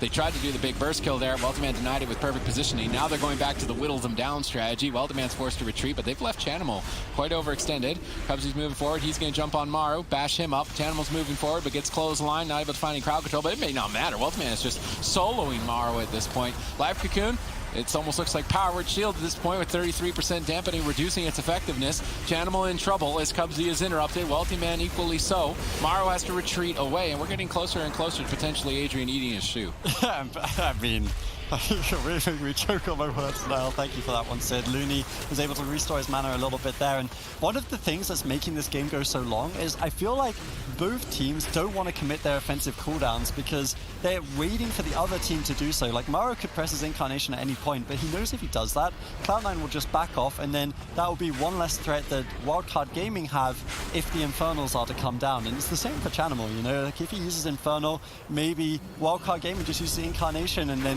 for Cloud9 to push in would be kind of detrimental since they would tank so much damage in the process. Both these teams just kind of playing this game of chicken, I guess, to some extent. Like, you're saying that because he's a Moonkin? I mean, I wasn't, but that is an excellent anecdote had it been the intention.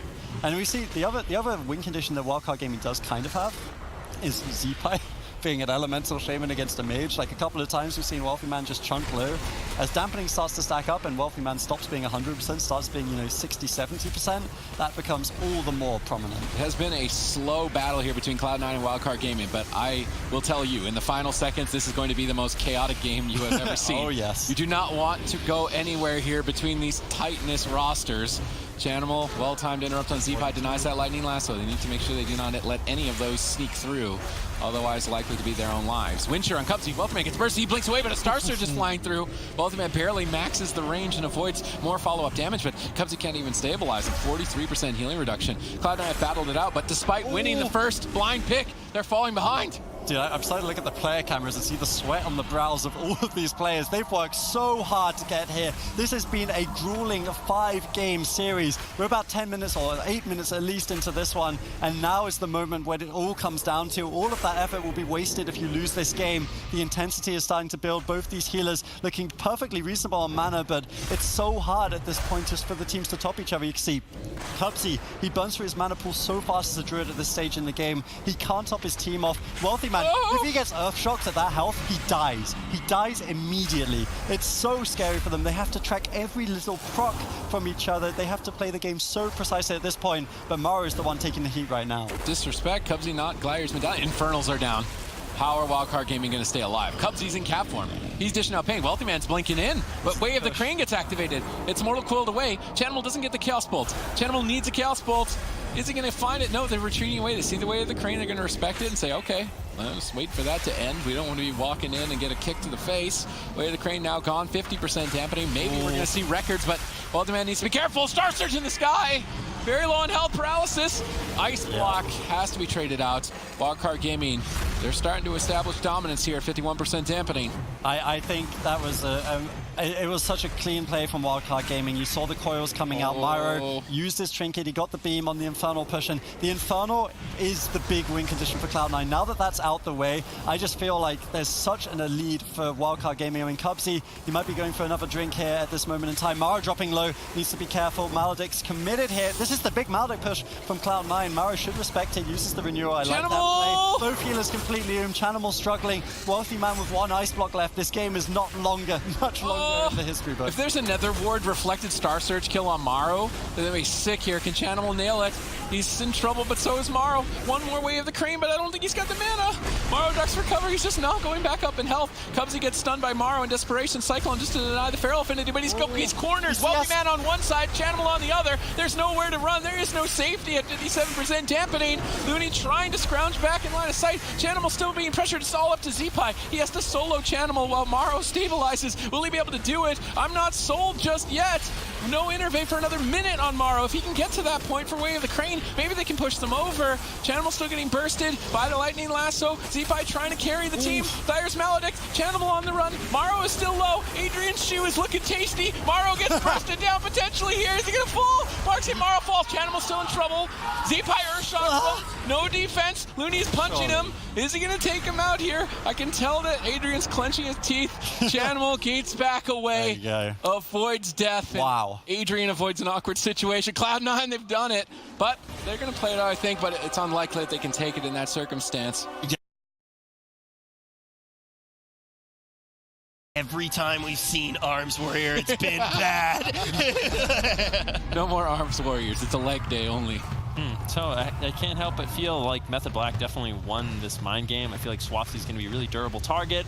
They can go after Waz, keep a lot of pressure on him, potentially take him down. I know as a Windwalker Monk, the Fury Warrior, significant amount of damage to you. It's going to be up to Waz to make sure he's doing a really good job with that Turbo Fist to avoid damage. But it looks like early on, the boys going to be getting a double leg sweep, looking for some pressure. Gorecki moving in, lands a full Cyclone, and now Waz could be in some trouble. Waz getting chopped up early on by both Smexen and Chun-Li. Touch of Karma immediately forced. Now Method Black, they counterattack. Two members of the boys are low on health. Smexen in trouble. Is he just going to go down? This is so early on to be going down. Heroic Leap able to stay alive, but cooldowns overlapped and Method Black have an opening.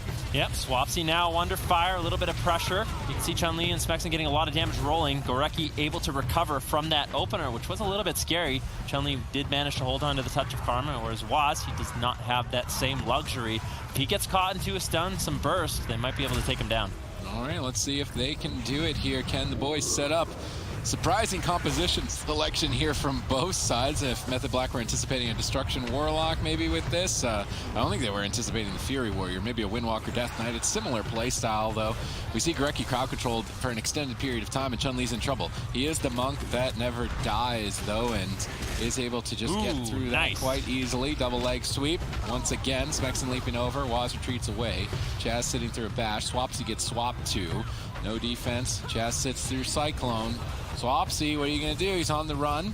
He is playing that Dark Iron Dwarf, able to use the Fire Blood to remove that Gladiator's Maledict. Potentially a second incoming.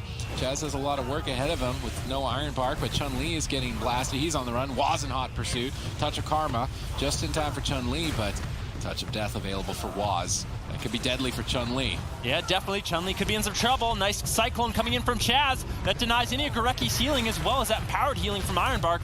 Fists of Fury, Turbo Fist, going to be what keeps Chun-Li alive for now, but there's the Touch of Death. They're looking to go all in. How is Chun-Li going to survive evasive maneuvers? Trying to get behind the pillar. Ring of Peace denies Waz any follow-up damage. Chun-Li weathers the storm. The boys stabilize. What a scary moment. All right, what are you going to do, Chun-Li? You're the monk that never dies, or at least we've talked you up to be that. Can you pull it off here with such limited defense? Mana burning down. Waz gets set up on his Chaz crowd control. Pre-Iron Bark. Is that going to be enough? They're chopping through it. Turbo Fist from Waz. That Honor talent makes Fist of Fury parry incoming attacks. Super effective against both a Fury Warrior and a Windwalker. So Waz activating that to avoid damage. Not so much so to deal damage in that position. And that's what we see from the top level Windwalkers with their Fist of Fury, having to bounce between both offensive and defensive usage. Waz trying to connect, but Chun-Li is just avoiding Waz. And can Waz step up to the same peak of Windwalker as Chun-Li? He's going to have to get onto the peak of Serenity. We'll have to see. Smexen now into a clone, interrupt onto Gorecki. If we look at mana, the boys have a massive advantage. Chun-Li committing that Touch of Death. Looking for a little bit of damage here on the Swapsy. Chaz looking for a potential drink in this situation. Gorecki looking to shut that down. If he can move in, land a stun into a Cyclone, Swapsy and Waz could be in a little bit of trouble. Chaz now sitting down for a drink. Gorecki has to stop it. If he can stabilize his mana, things are going to be looking good for Method Black. Well, Gorecki actually still has a significant lead. Chun-Li pre-diffuse magics the incoming damage. Still, his Gladiator Safeguard Shield is going to proc. Both teams in trouble. It's definitely a fast-paced match between these compositions. It was not a matchup that I was expecting at all to see throughout the tournament, so this is a nice treat.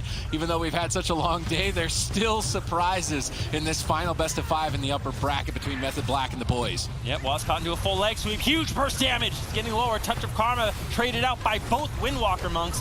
Could be a race to the finish. Iron Bark used by both Druids as well. These two teams going toe-to-toe very early on. see Chaz moving in, lands the bash onto Gorecki. Chun-Li could be in some trouble as he uses that Transcendence to get behind the pillar. Vivify spam coming in, Lightning Lasso gets interrupted. Nice rake stun there by Gorecki to deny a lot of that damage Swapsy really had. And you can see Chaz under fire. Good swap here from Smexon and Chun-Li. I know Adrian's excited to see this Windwalker Fury Warrior as he's been playing it with Joe Fernandez quite a lot in his free time. It's an especially powerful composition, and the boys are the only team to really break it out in the tournament stage. Chun-Li, he gets caught, 5 seconds away. Gorecki's interrupted. Will he be able to hold out? Touch of Death is about to tick. Chun-Li, can you do it? Are you the monk that never dies? Looks like it's going to be the case as he is bounced back to full health. Now he can counter-aggress potentially. Waz is in a bit of trouble. Chaz starts to stabilize. The boys still have a lead. We're not even into dampening. Yeah, not into dampening. Chun-Li caught into a Cyclone. He's going to be getting out of that once again, looking for some pressure onto Chaz. He's caught into a full leg sweep. Barskin does trade out, and I think he will be able to survive off of the back of that. We have just entered dampening. Good off heals there by Swapsy. There needs to be a control on Swapsy when they make these swaps onto Chaz. Otherwise, it's just much too easy for him to throw off some off heals and keep his Druid alive. All right, let's see if they can pull it off. Chaz totally tapped on mana. He needs to find a drink now, and I don't know if he's going to get that opportunity. Smexon gets swapped to. Big Lightning Lasso. They're not even going to trade cooldowns for that. A bit of disrespect from the boys here in game number 1 towards Method Black. There are really no openings now for them unless Chaz can find a drink, and he is sneaking across the map. Will he be able to find a drink? He's running laps at this point in cat form, watching him like a little NASCAR trying to find any little place to find a drink, but Waz is in trouble. Touch of Karma barely stabilizes. Chaz got maybe 1 tick of mana for Touch of Karma. That's not a good trait, although it is starting to even out. It's anyone's match. Yeah, double fear onto Swapsy into a Hibernate. He trinkets out, uses a Tremor Totem. There's a paralysis onto Chaz. Wasp could be in some trouble. Chun-Li turning his attention over onto Swapsy. The boys have pressure on multiple fronts. Anyone could fall at this moment, but a nice triple crowd control stun on Chun-Li, paralysis on Gorecki, Lightning Lasso on Smexon. Nicely done by Method Black to reverse the pressure. Chun-Li forced to trade out that Touch of Karma, but a double leg sweep is going to allow the boys to get some huge pressure on the Waz. Really well done here from the boys, but Smexon is low on health as well. Still a slight lead for the boys. Pre-Iron Bark on the bash, well done by Chaz here as it's a battle between North America and Europe all day. Will North America be able to make it an all North American affair in the upper bracket? If the boys can take this series, it will be the case. Swapsy and Waz are in so much trouble. Chaz has nothing. 20 seconds away and still crowd controlled. Swapsy on the run. He's running for his life. Gorecki jumps into the fight to take him out, but that's not even enough. Swapsy stays alive, but now Waz gets swapped too. He's in trouble. How is he going to get out of this situation? Able to Flying Serpent kick, potentially to safety. Swapsy is trying to sneak in a Hex. Chaz gets swapped to by Smexon, creating pressure on multiple fronts. Will they be able to push him over? No, he's forced back, not able to stay on target, but both Druids, they're totally tapped on mana. Chaz sits down for a drink. Where's the denial? This is Ring of Peace. Nice Ring of Peace there by Chun-Li. Smexon leaps over as well, looking to get some damage rolling onto Chaz. Innervate's rolling. If they can deny that Innervate, it's going to be huge, but looks like he will get full value. Now a nice little swap over onto Chaz. Barskin is used, but he doesn't have a trinket. Very scary moment. Swapsy trying to keep him alive. Can he keep him alive through this bash? Does manage to do so. Gorecki with a nice Cyclone, though, will deny any of the incoming healing from Chaz, freezing his HP a little bit low. All right, can they do it here? The Black have managed to hold on, battling it out to the bitter end. Gorecki, how much mana are you going to get? Where is it? Waz portal's over. I'm waiting to see Gorecki. If he got a lead here, nope, still tie, but Innervate available at least. He can bounce his team back, spend a lot of expensive heals. Chaz is in trouble. The boys have been going after him, trying to pressure down there, realizing that the Ghost Wolf build that Swapsy is running with the Pack Spirit might be too slippery to take down, so go after Waz and Chaz instead. Chaz is in stealth, once again sneaking to find a drink, but the longer he spends in stealth, the lower his team's health. How will they be able to take victory and find all that wealth? Yeah, we'll definitely have to see. There's a paralysis onto Chaz. Touch of Death gets used by Chun-Li. Huge damage on Waz as the boys looking to put the first point on the board, taking down Waz and Method Black. A spot, and that spot is on the line in this tournament this weekend. We're on our final best of 5 between Method Black and the boys. The surprising composition, the Windwalker Fury Warrior, appears to have Method Black's number. Method Black taking that Mage Warlock from Cloud9 and trying to say, yoinks, now it's mine. Let's see if they can pull it off, though. It's one thing to lock in the composition. It's an entirely different one to actually execute. Yeah, and like you kind of mentioned, Sid, Smexen on that Fury Warrior. Traditionally, the Frost Mage is the bane of Warrior, but Fury, it is not as susceptible to snares as the Arms Warrior normally is. Chun-Li taking a lot of pressure early on. Is he going to trade out the Touch of Karma? He already has. There's Diffuse Magic, Fortifying Brew, Touch of Karma, Iron Bark from the boys. Great pressure here from Method Black. Chun-Li might have to start playing a little bit more defensive. All right, let's see what they can get done. I mean, that's an explosive start for Method Black, and Chun-Li might just actually go down in the fastest game we've ever seen in the tournament today. He's cycloned at 10% health. There's really no defense, and once again, Chun-Li proves us all wrong. He's just the monk that never dies, can't die, can't count him out. Now leading the charge over towards Raikou. Swap trying to counter pressure. Gorecki out midfield. He's getting targeted down currently by Method Black. Mana being burned rapidly on both sides. Yeah, when you look at these two matchups, or these two teams go head-to-head, when Method Black has their offensive cooldowns ready, when they have the Dark Soul, the Infernals, the Icy Veins, that's when Method Black will have an edge in this matchup. Outside of those cooldowns, with the amount of uptime Smexen and Chun-Li will have onto Raikou, that is really when the boys can start shining, start getting some momentum and pressure. That's when it's not nearly as scary for them to stay in the open for extended periods of time. All right, let's see what they can get done here. Chaz, he is going to take the time to regenerate some mana in the back line, and on Tolvaron, or on Ashmane's fall, with the composition, it should be a lot easier for him to drink and build a lead that way. Gorecki is cycloned. Who's going to be the target? Smexen is, but he brings a lot of self-healing and support on that Fury Warrior as well as mobility, so he is not likely to be an easy kill target whatsoever, and this could be revenge of the Warriors, as Arms Warrior with the 0% win rate getting kited by Frost Mages every single tournament, and all they had to do was respec Fury and start running them down, so potentially an opportunity here for the boys. This composition is looking solid so far. Easier said than done. Yeah, just respec Fury and run them all down. I think for the boys, I mean, their strategy could be good, but we'll have to see if it actually works out for them. Like we kind of said, it seemed like the boys were happy with the particular matchup that Method Black gave them in game number 2. We'll have to see if they actually end up getting a win. Touch of Death is committed. Raikou caught into a rake stun. He trinkets out, trying to kite away. He's actually not playing the Temporal Shield, so doesn't have that key mage defensive cooldown. I think he's opted for the Kleptomania instead, so that is basically a talent that empowers your spell steal, and he can remove all the heal over time effects Gorecki really has available. So they get crowd control on Gorecki. He uses the spell steal with Kleptomania. All of a sudden, Chun-Li and Smexen become great targets for them to start really putting pressure on. Double Shadow Fury for Swapsy, trying to take some pages out of Chanimal's book there.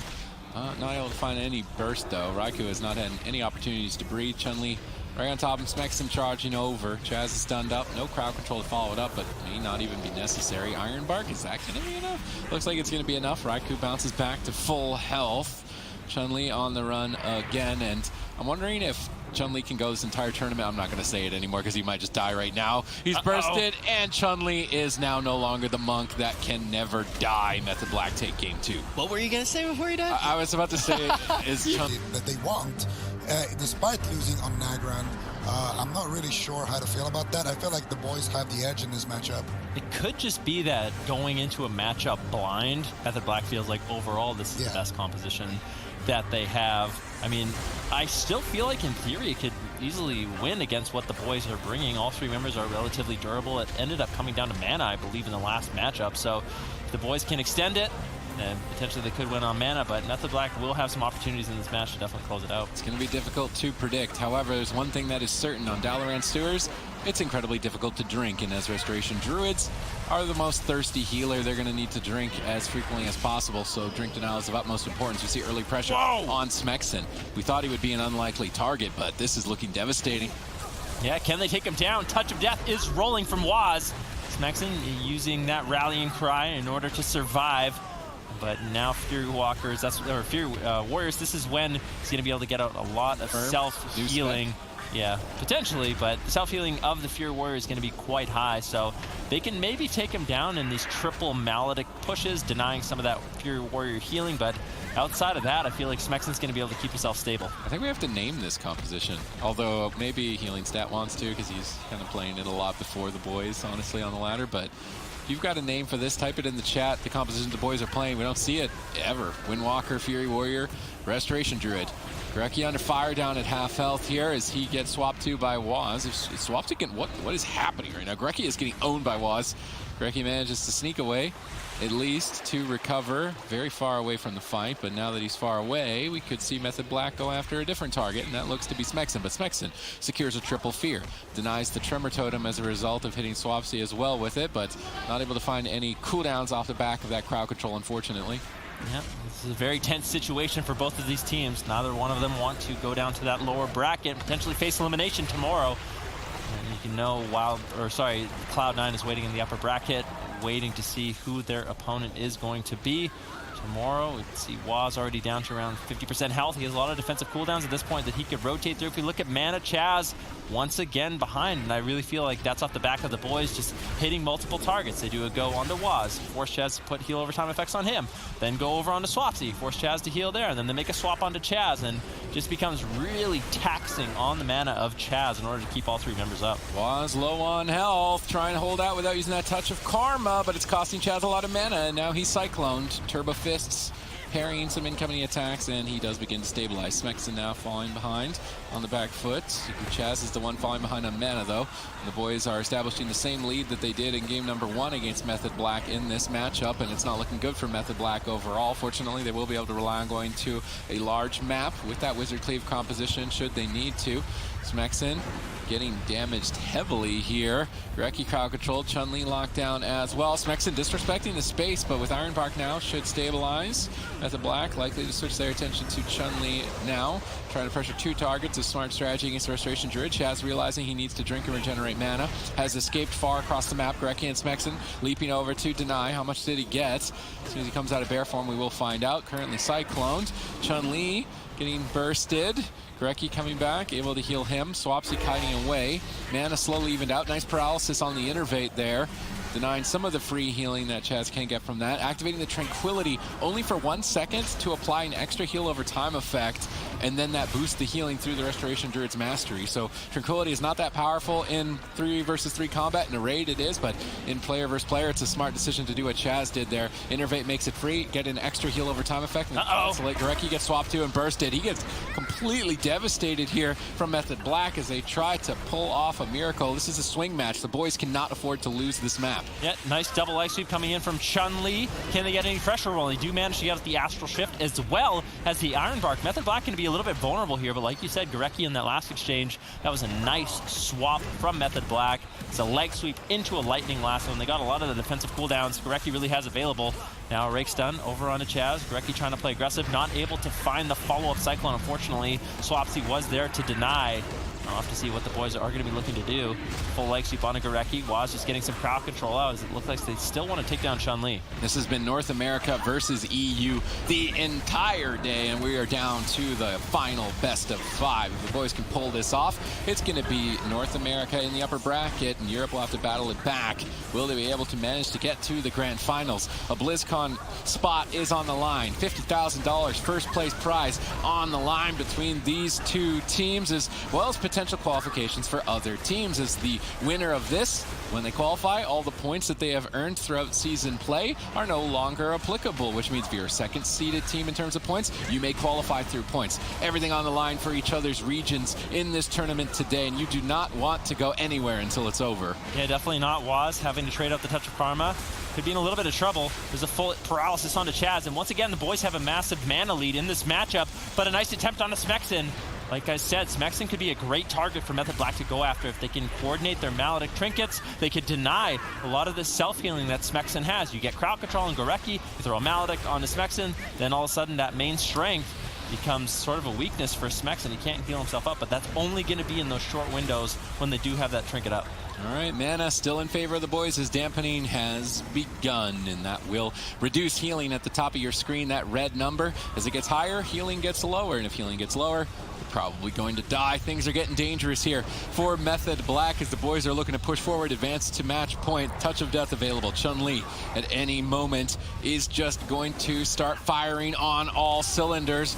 Waz trying to prepare for it. Fists of Fury denying some bursts. They're trying to force Chun-Li back and retreat, but he is not going anywhere. Touch of Karma. He's going for an all-in with the Touch of Death combo together. Crowd control on the entire team of Method Black. Disrespect that Astral Shift a couple seconds late. Needs to be enough to soak up the Touch of Death. Looks like it's going to be enough, but Chaz has to spend so much mana. 2 members on the team so low. Innervate just in time. That means Chaz's spells are free. He's getting huge heals for free. High value Innervate from Method Black, and that might be enough to keep them in the fight. Yeah, definitely going to keep them in the fight. Swapsy gets topped off. Waz looking good as well. Now the pressure turning around onto the boys. Chun-Li getting a little bit low. A beautiful offensive cyclone coming in from Chaz, freezing up any of the healing Gorecki has available. Chaz switches to crowd control onto Gorecki, looking for a bash, but Chun-Li there to defend.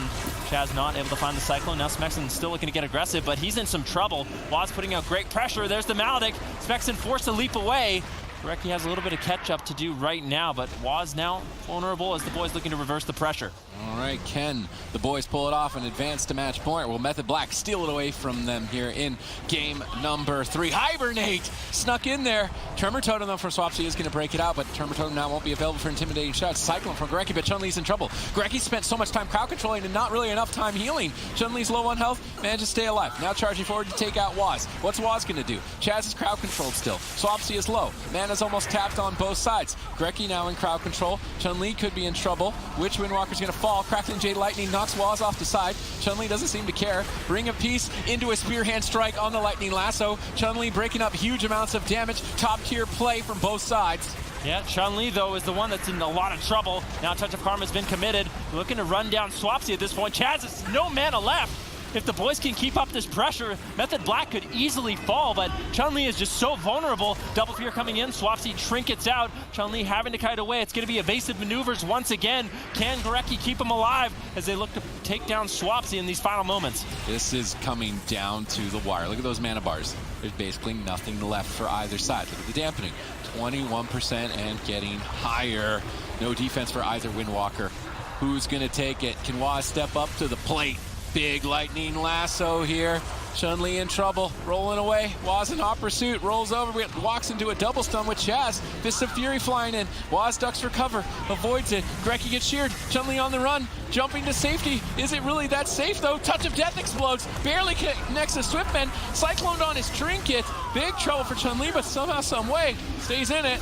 Yeah, he throws his Maledict over onto Swapsy. There's still good pressure here from Smexon onto Swapsy. Swapsy could easily fall. Chaz has no mana left either. 25% dampening. Chun-Li has to be a little bit careful. Now Waz getting swapped! Both Walkers could potentially fall. Chun-Li has to survive. Gorecki does manage to keep him alive. Beautiful kiting there by the boys, by Chun-Li, and it's ultimately Waz that falls. Shouldn't.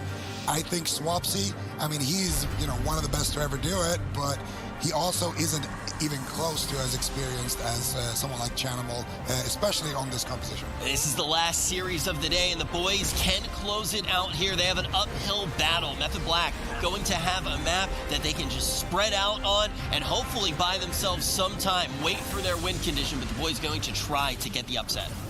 Let's see if they can do it here. It's match point for the boys. Method Black have set themselves up well strategically on Tolvaron Arena, but their positioning is a bit lackluster. You do not want Raikou and Swapsy standing so close to each other. Raikou realizing that is going to Demonic Gateway and start to separate as we see that triangle created with Chaz on the left, Swapsy on the right, and Raikou in the back line, and this is the triangle that they want to look to maintain throughout the fight. Yeah, Raiku's been doing a really good job. You can look for little outplays from the Frost Mage.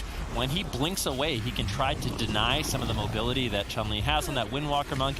He can use both the Ice Nova, his Frost Nova, and the Water Elemental Freeze to keep them in place. So if Chun-Li uses his Flying Serpent Kick, he gets an Ice Nova on that. It denies the mobility. Meantime, though, Smexon getting swapped too.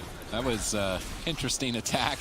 Raikou, seemingly out of nowhere, likes to just dish out tons of damage, and I think we will credit Raikou as one of the highest damaging Frost Mages. That's kind of what he likes to talk himself up with. He just loves casting Frost Bolts, and we can see the result of that damage here now with Smexon so low on health and a significant mana lead established already for Method Black. Raikou now getting bursted, caught in a leg sweep. Huge damage. It's match point. You cannot afford to go down without ice blocking.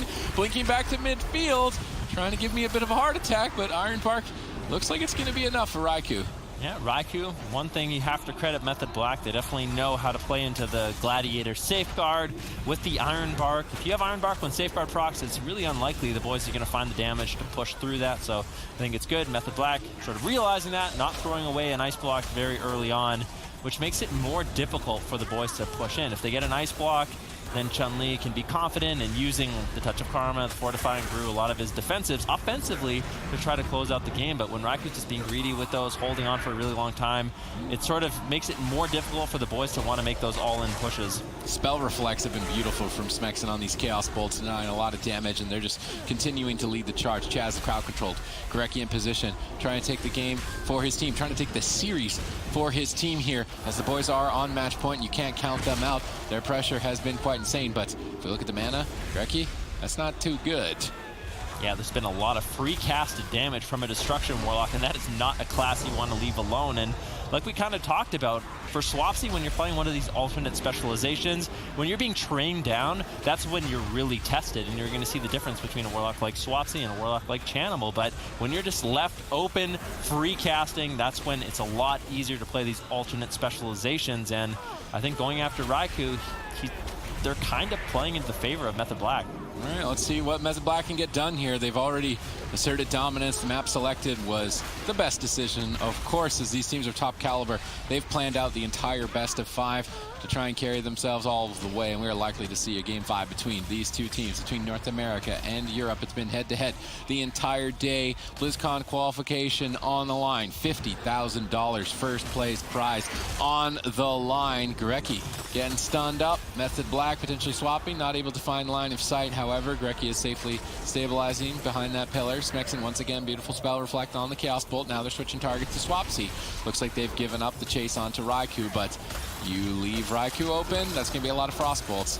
Let's see if it's going to be enough. Swapsy's been taking some pretty big hits right now, dropping the Infernals and trying to force them away, but interrupted on the Chaos Bolts. See if they can continue to deny Chaos Bolt. Chaz jumps in, but gets clotheslined by Gorecki right on his wild charge. Now Gorecki repositioning to avoid being bashed himself. Good awareness there on his part, repositioning at a new pillar. Chaz is hunting him down. Ring of Peace into paralysis, denies the connect, but Smexen is so low. We see a bit of a panic attack from the boys as they overlap defensive cooldowns. Polymorph now secured. Unfortunately, breaking prematurely to the Infernal. That's unfortunate for Method Black, but regardless, the mana is already so heavily in their favor. Yeah, what is Gorecki going to do? I feel like with the way Method Black is playing it, this is looking really good. I mean, they haven't got a single ice block from Raikou at this point in the game. They're going to have to start committing stuff like the Touch of Death if they want to get some of those cooldowns rolling. Chaz just all over Gorecki, just playing on top of him, landing the bash, landing the Cyclone consistently, denying him from getting out of combat and getting drinks. There's a Maledict over onto Chun-Li. Doesn't have the diffuse magic, and this is an opportunity for Method Black to start getting aggressive, but it looks like the boys, they're switching their target. They don't want to go after Raikou anymore. They want to start potentially testing Swapsy in this matchup. All right, let's see what they can get done here. Swapsy, we've probably seen him not have the most amount of Warlock games in the tournament setting, and being pressured by a Fury Warrior and a Windwalker is some of the highest amount of pressure you're really going to feel. So can Swapsy step up to the plate and hit a home run for the team, get them to a game number 5. But when we get to a game 5, what kind of composition? I mean, the boys are going to select a small map. So if you're Method Black, do you go for a Cleave composition of your own and try to go Zug versus Zug with North America? Europe, they like to play with their brains, and NA, they like to play with their fists. So I'm not sure if that's going to be the best decision strategically for Method Black in moving into a game number 5, but it might be their only option. Yeah, Gorecki was able to sit down for a drink, but at what cost? He needs to be able to keep Smexen alive. Gorecki is struggling to catch up right now. He's caught into a bash, into a full Cyclone. He did manage to find the Iron Bark, but no Enrage Regeneration available for Smexen. He has to try to avoid as much damage as possible. Method Black in a commanding position right now, but as dampening gets higher and higher, that Warlock becomes a juicier and juicier target. It's going to be really difficult for Chaz to actually keep him alive. Unending Resolve trades out on the Touch of Death of Chun-Li, but those cooldowns don't line up. If Chun-Li can wait another 2 minutes for a Touch of Death, Swapsy won't have that same luxury. There won't be another Unending Resolve for another 3 minutes, and that's where the boys can really push in and get aggressive. All right, let's see what they get done. Gorecki's kept his mana actually up against Chaz. It was such a huge lead early on, but now with dampening at 10% and continuing to ramp up, potentially the boys just take it. Potentially they just clean this up and make it all a North American affair in the upper brackets. Method Black in the lower bracket? Wildcard Gaming in the lower bracket? already? The level of competition in this tournament is absolutely insane. We even heard Snuts say it himself. This is the hardest tournament that he has ever played in, and Snuts has been playing for, I mean, a decade, I feel, or longer at this point. So that's some pretty big words from him. And at this point, the teams continue battling out. There is a bit of a moment of opportunity to take out Swapsy. There's no unending resolve. They need to just survive these Infernals, but Chaos Bolt are flying in. Smexen pummels the follow-up. Chun-Li rolls over to support, but Gorecki's in a polymorph. Smexen's all alone. Ray of Frost being channeled. Enraged Regeneration gets soaked up by the Glaire's Maledics. Big Chaos Bolts race to the finish. Is Iron Bark going to be enough for Swapsy to stay alive and counter-aggress? Smexen has managed to stabilize back to full health. Swapsy still lobbing out Chaos Bolts. That's going to connect onto Smexen. He's ducking for cover around the corner as Gorecki looks to get back to his side. Now Chun-Li exposed in midfield. Touch of Karma as a Chaos Bolt. That could be a huge opportunity. That Touch of Karma redirected all that Chaos Bolt damage back onto Swapsy. Chaz then has to power through it with mana, which has evened out surprisingly between these two teams. I think the boys are going for it. Gorecki moving in, lands the bash onto Swapsy. What is Swapsy going to do? Doesn't have much mobility to escape Chun-Li and Smexen. Raikou trying to back him up with his polymorph spam. Chaz still no Iron Bark for another 5 seconds. If they can get some damage rolling, you can see Chun-Li, he has the Touch of Death rolling in just 2 seconds. If he uses it, it's going to be empowered by that Fortifying and Brew, which does increase Chun-Li's health, which increases the damage of that Touch of Death. If he decides to use it, it's going to be huge. Devastation. Raikou, though, getting swapped to Smexen, turning his attention there. There's the full leg sweep. This is the final go from the boys. All right, this is it. Can they pull it off? It's looking solid. Iron Bark may not be enough. Swaps are getting crushed. Double Mortal Coil. Shadow Fury buys a couple seconds. Smexen gets polymorphed in desperation by Raikou, but now there's pressure on Raikou as well. Chaz doesn't really have the mana to do it, but somehow, some way is holding out. Raikou trying to retreat. They're on the Demonic Gateway. Raikou's going to take that to safety. Swapsy likely to follow him shortly. Maybe not. He's just going to soak the damage, allow Raikou to free cast in the back line. Chaz is trying to sit down for a drink, regenerate mana. How much is he going to get? Not too much. Gorecki jumped over, but now he's exposed in center field. Maybe they switch. No, they polymorph instead. Chaz gets feared. He trinkets into a paralysis. Big opportunity, but Smexen's bashed up. He's not trinketing out of the full bash. Chaos Bolt flies over. He leaps back onto Swapsy. There's nothing left for 3 more seconds, 5 more seconds, 4 more seconds for Swapsy's Unending Resolve. Can he make it to that point? It's looking good. He's made it. Unending Resolve now available, and Method Black stay in it. Yeah, the boys just 1 game away from sending Method Black to the lower bracket. There is so much on the line. Tension is high. Swapsy's still low. Gets interrupted. Unending Resolve is available. Will he decide to use it right now? You can see the boys actually have a mana lead in this situation. Things are looking great. The boys have a lot of defensive cooldowns so they can rotate through if they need it. Chaz with no trinket. Now sitting down for a drink. Gorecki trying to deny that. Finds the Vortex. Nice rake stun on Gorecki into a full Cyclone. Is there going to be any damage to follow it up from Method Black? I don't know. Swapsy just seems to be under too much pressure. Swapsy, what are you going to do here? 28% dampening. Your healer's totally out of mana. Unending Resolve may not even be enough. Raikou's desperate. He's polymorphing up the damage dealers, trying to get them under control, but even still struggling. Innervate just came up for Chaz. It's the only thing allowing him to continue to heal. He's at least managed to stabilize Swapsy, but really for how much longer? Dampening continues to get higher and higher. Chun-Li now polymorphed up. There's no pressure. All cooldowns available for the boys, and it's looking like it's going to be a North American upper bracket final.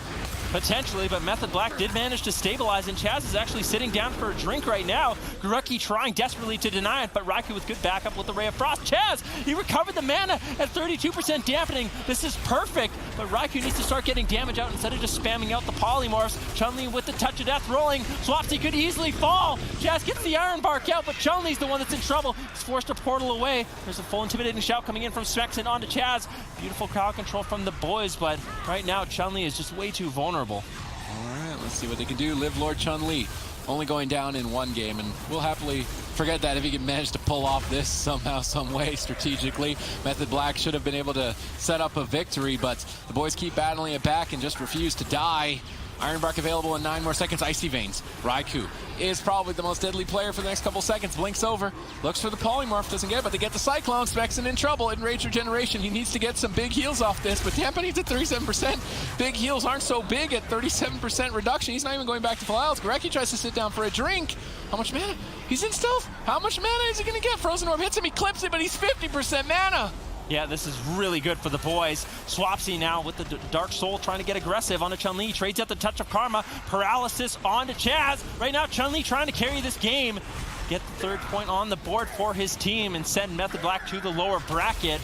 But Swapsy does manage to stabilize. This is a very tense game. Oh no, Chaz, how much mana did he get? He's been spending some time, not that much. Chun-Li in trouble, Mortal Coil, Swapsy tries to close, Chun-Li Transcendence, ducks around the corner, but Raikou gets a polymorph. Is it going to be enough? Greki now gets bashed, he could get swapped to. Cyclone instead. Chun-Li tries to stay alive. Smexon's tanking out all the damage in midfield for the team, but how much can he tank? He Speller Flex one cast while Charge pummels the next. Good denial by Smexon, but he gets stunned up. Chun-Li goes for the kill. It's do or die for the boys. If they don't find a kill soon, they're out of cooldowns. Yeah, and Swapsy doesn't have much healing left. Tries to land a Chaos Ball on Smexon. Smexon's in a lot of trouble. Down on 10% health. Raikou finally takes him down with a beautiful flurry combo. In the cups didn't look great. We saw Goreki's Mistweaver in the tournament, and we know he's been practicing it because it looked fantastic. Now is Chaz's test in game number 5, boys versus Method Black. Yeah, what is going to happen? Looks like Gareki does get Asphyxiate Stun. I know this is a matchup that both the boys and Never Lucky have practiced quite a bit, so boys know exactly what they're doing. Gareki has to survive, though. He's already getting run down. So much pressure early on. Chaz also in a lot of trouble. Gareki trades out his Way of the Crane as well as the Life Cocoon. Both Mistweaver monks. This is the race to the finish. I mean, we went from what could be the longest games, could be what is going to be the quickest games, as this is a healer race. And Gareki, he's falling so far behind. Huge damage, multiple stuns incoming, and Gareki is just getting absolutely annihilated by Method Black in game 5.